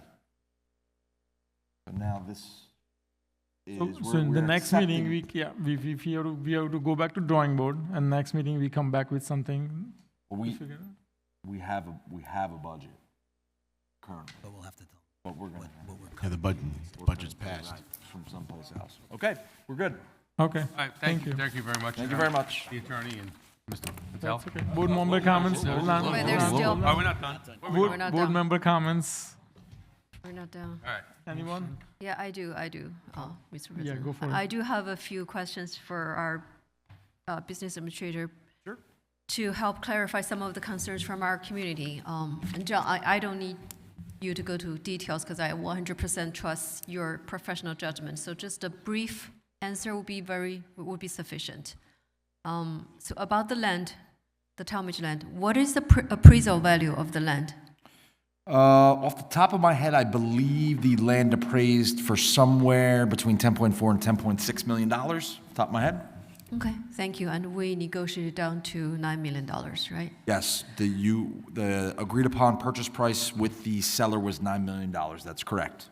Okay, and if this deal is canceled, how much deposit will be lost? You're going to lose $500,000. Okay. So we're going to get $8.5 million back to the capital reserve. Can this money be used to pay operational costs, such as salaries, books, utility bills? None whatsoever. This will go back into capital reserve for the use for a capital project. We were in no way, shape, or form does this money that comes back help us with the operating budget. It cannot be used towards the 19, Nothing. 20 million outlay either, right? No. So if you look at that capital outlay, of that, $20.5 million, $19.5 million are for capital lease payments. Short-term payments that are classified under the accounting principles that are less than 5 years are funded. They're classified as current expenses, which are funded through the operating budget. So it does not help even with those payments. Okay, thanks. And if the $8.5 million can be used somewhere, can it be in any way, shape, or form to help cut the 6% budget, to reduce the 6% tax levy any further? Now, I mean, if the board so choose to terminate this land deal, that $8.5 million is not going to help the operating budget or any of the budgeted items that we talked about tonight. It will simply go back into the capital reserve and sit there until the board takes action on an item in the long-range facilities plan, such as maybe roofing that you can do with that $8.5 million. Okay. But those are great questions. Thank you. Thank you. Thank you for clarifying them. Yeah. So I think we already heard clearly and repeatedly from our administration team that if we cancel the land deal, the $8.5 million goes back to capital reserve, and by law, it cannot be used to offset any operational expense. Therefore, it has zero impact on lowering taxes. So now let's look at the big picture. Most of our budget are salaries and benefit, and by contract, they increase 3 to 5% every year. And by law, we have to pay for that. And our utility bills keeps going up too, right? My own utility bill increased 40% last year. And state aid, it can drop another 6% next year. So what's our plan? Are we planning to have another double-digit tax increase next year or year after that? We need to reduce our operational budget, and that's where this land comes in hand. It gives us two opportunities. One, it prevents the 250 apartments from being built. and overcrowd our schools. 2, it creates a path for long-term financing for a project such as like a special ed facility. That would cost us about $3 million per year to finance, while saving roughly $15 million annually to help us avoid constant tax increase. Can we ask the audience to be a little quiet? So this is a vision of the board to help the district and the taxpayer in long term. And this only works if the land is buildable, of course. And let me assure you that I will never vote to buy something that we cannot use. I'm sure the board is the same way. But with that said, we still have at least 2 months before closing the deal. No need to rush to act on just based on social media speculations and risk losing our $500,000 deposit. We have directed our architect and engineer to review all potential issues and confirm whether the land is developable.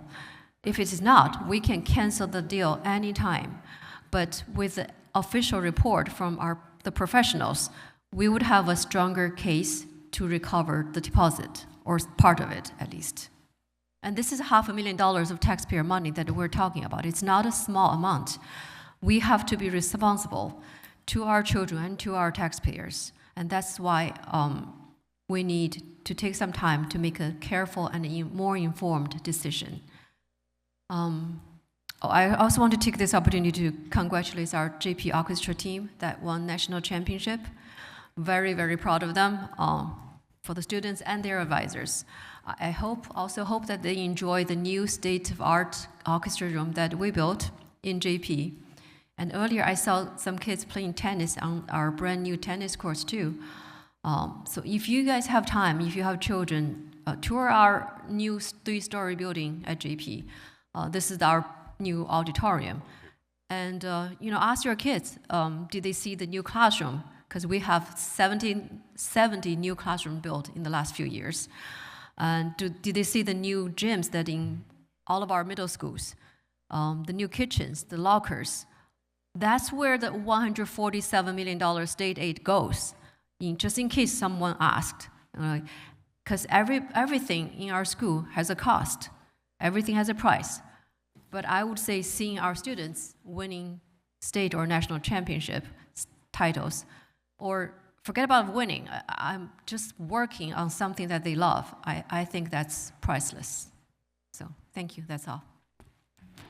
Board President. Okay, now that we cleared up what the $8.5 million won't do, let's clear up what it can do. So that $8.5 million, and it goes back into capital, that could further the AC, the air conditioning projects in schools, correct? Yes. Okay, that could put new roofs on, repairs on roofs on schools, correct? Yes. That could buy brand new equipment for the equipment that they just voted to cut, correct? The musical equipment? Yeah. Yes. It could actually help update outdated electrical systems or in our schools, correct? Yes. It could put fans in our classrooms, correct? Well, I wouldn't think we're talking about box fans, but I'm thinking about something So maybe like ceiling fans. Yeah, I would assume so, depending upon the cost, right? That it's a capital asset. I would think so. Okay, what about the playgrounds that were cut? Could it cover that? Yes. School buses? Yes. So there's a lot that we could do with $8.5 million. Yes. Anyone else? Excuse me, sir. Anyone else, board members? Thank you. No, Board sir. members? Sir, please do not interrupt. Sir, please do not interrupt the meeting. Board members, yes, Ralph, Yeah, please. couple things. One, to Mr. Lugo's point, I would love to see how he's going to figure out where to put 500 students when those condos are built there. So, I don't know, that'll cost us at least 20 million, 30 million to build, So, he could do all those little great things. He was against air conditioning originally. Now he's for air conditioning, okay? So, we kind of flip-flop a little bit. To good news, though. So, The Edison High School baseball team was crowned the Red Division champs today for the first time since 2013. They're going to be one of the top seeds in the GMC and also the #1 seed in Central Jersey Group 4. That's a great accomplishment.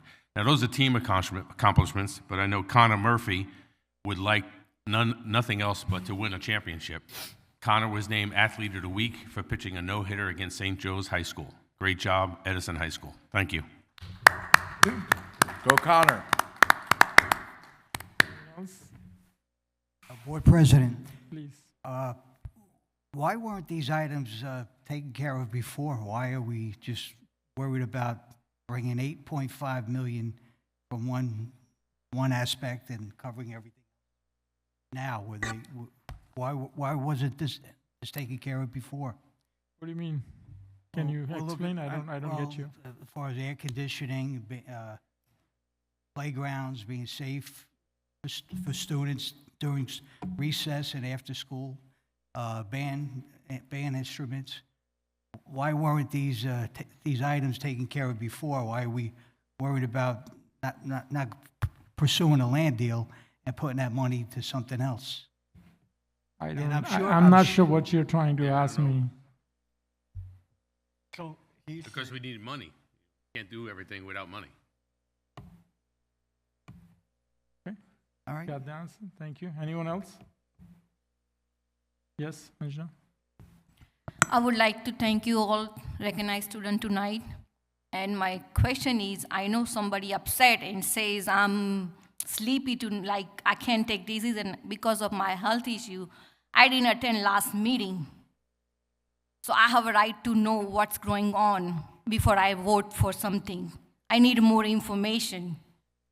So I don't want to hurt nobody's feeling. If I did, I'm sorry about that, but I need more information to take something right for kids. Thank you. Thank you. Anyone else? I do have. No, I just have one question for, through you to Ralph. Is that the way it goes?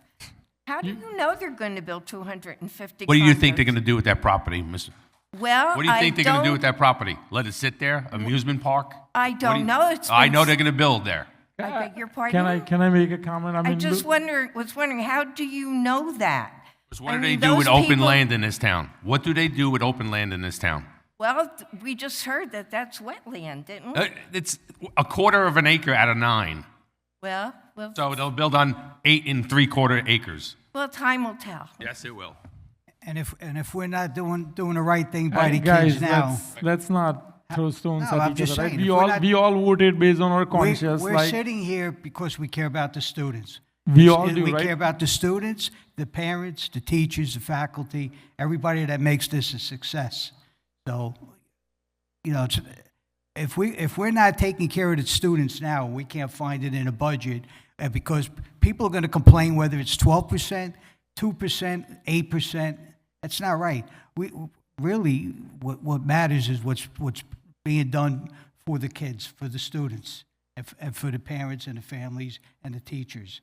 It's the pre-K is a necessity. That should happen. That's a pivotal point going into kindergarten, especially with AI and automation. The kids really need a head jump into kindergarten and first grade. And it's a disservice to the teachers to worry about if they're getting laid off or fired if they don't have a job. How could they comfortably teach when they're worried about their job? And they're still doing it. They're coming to work every day. They're teaching.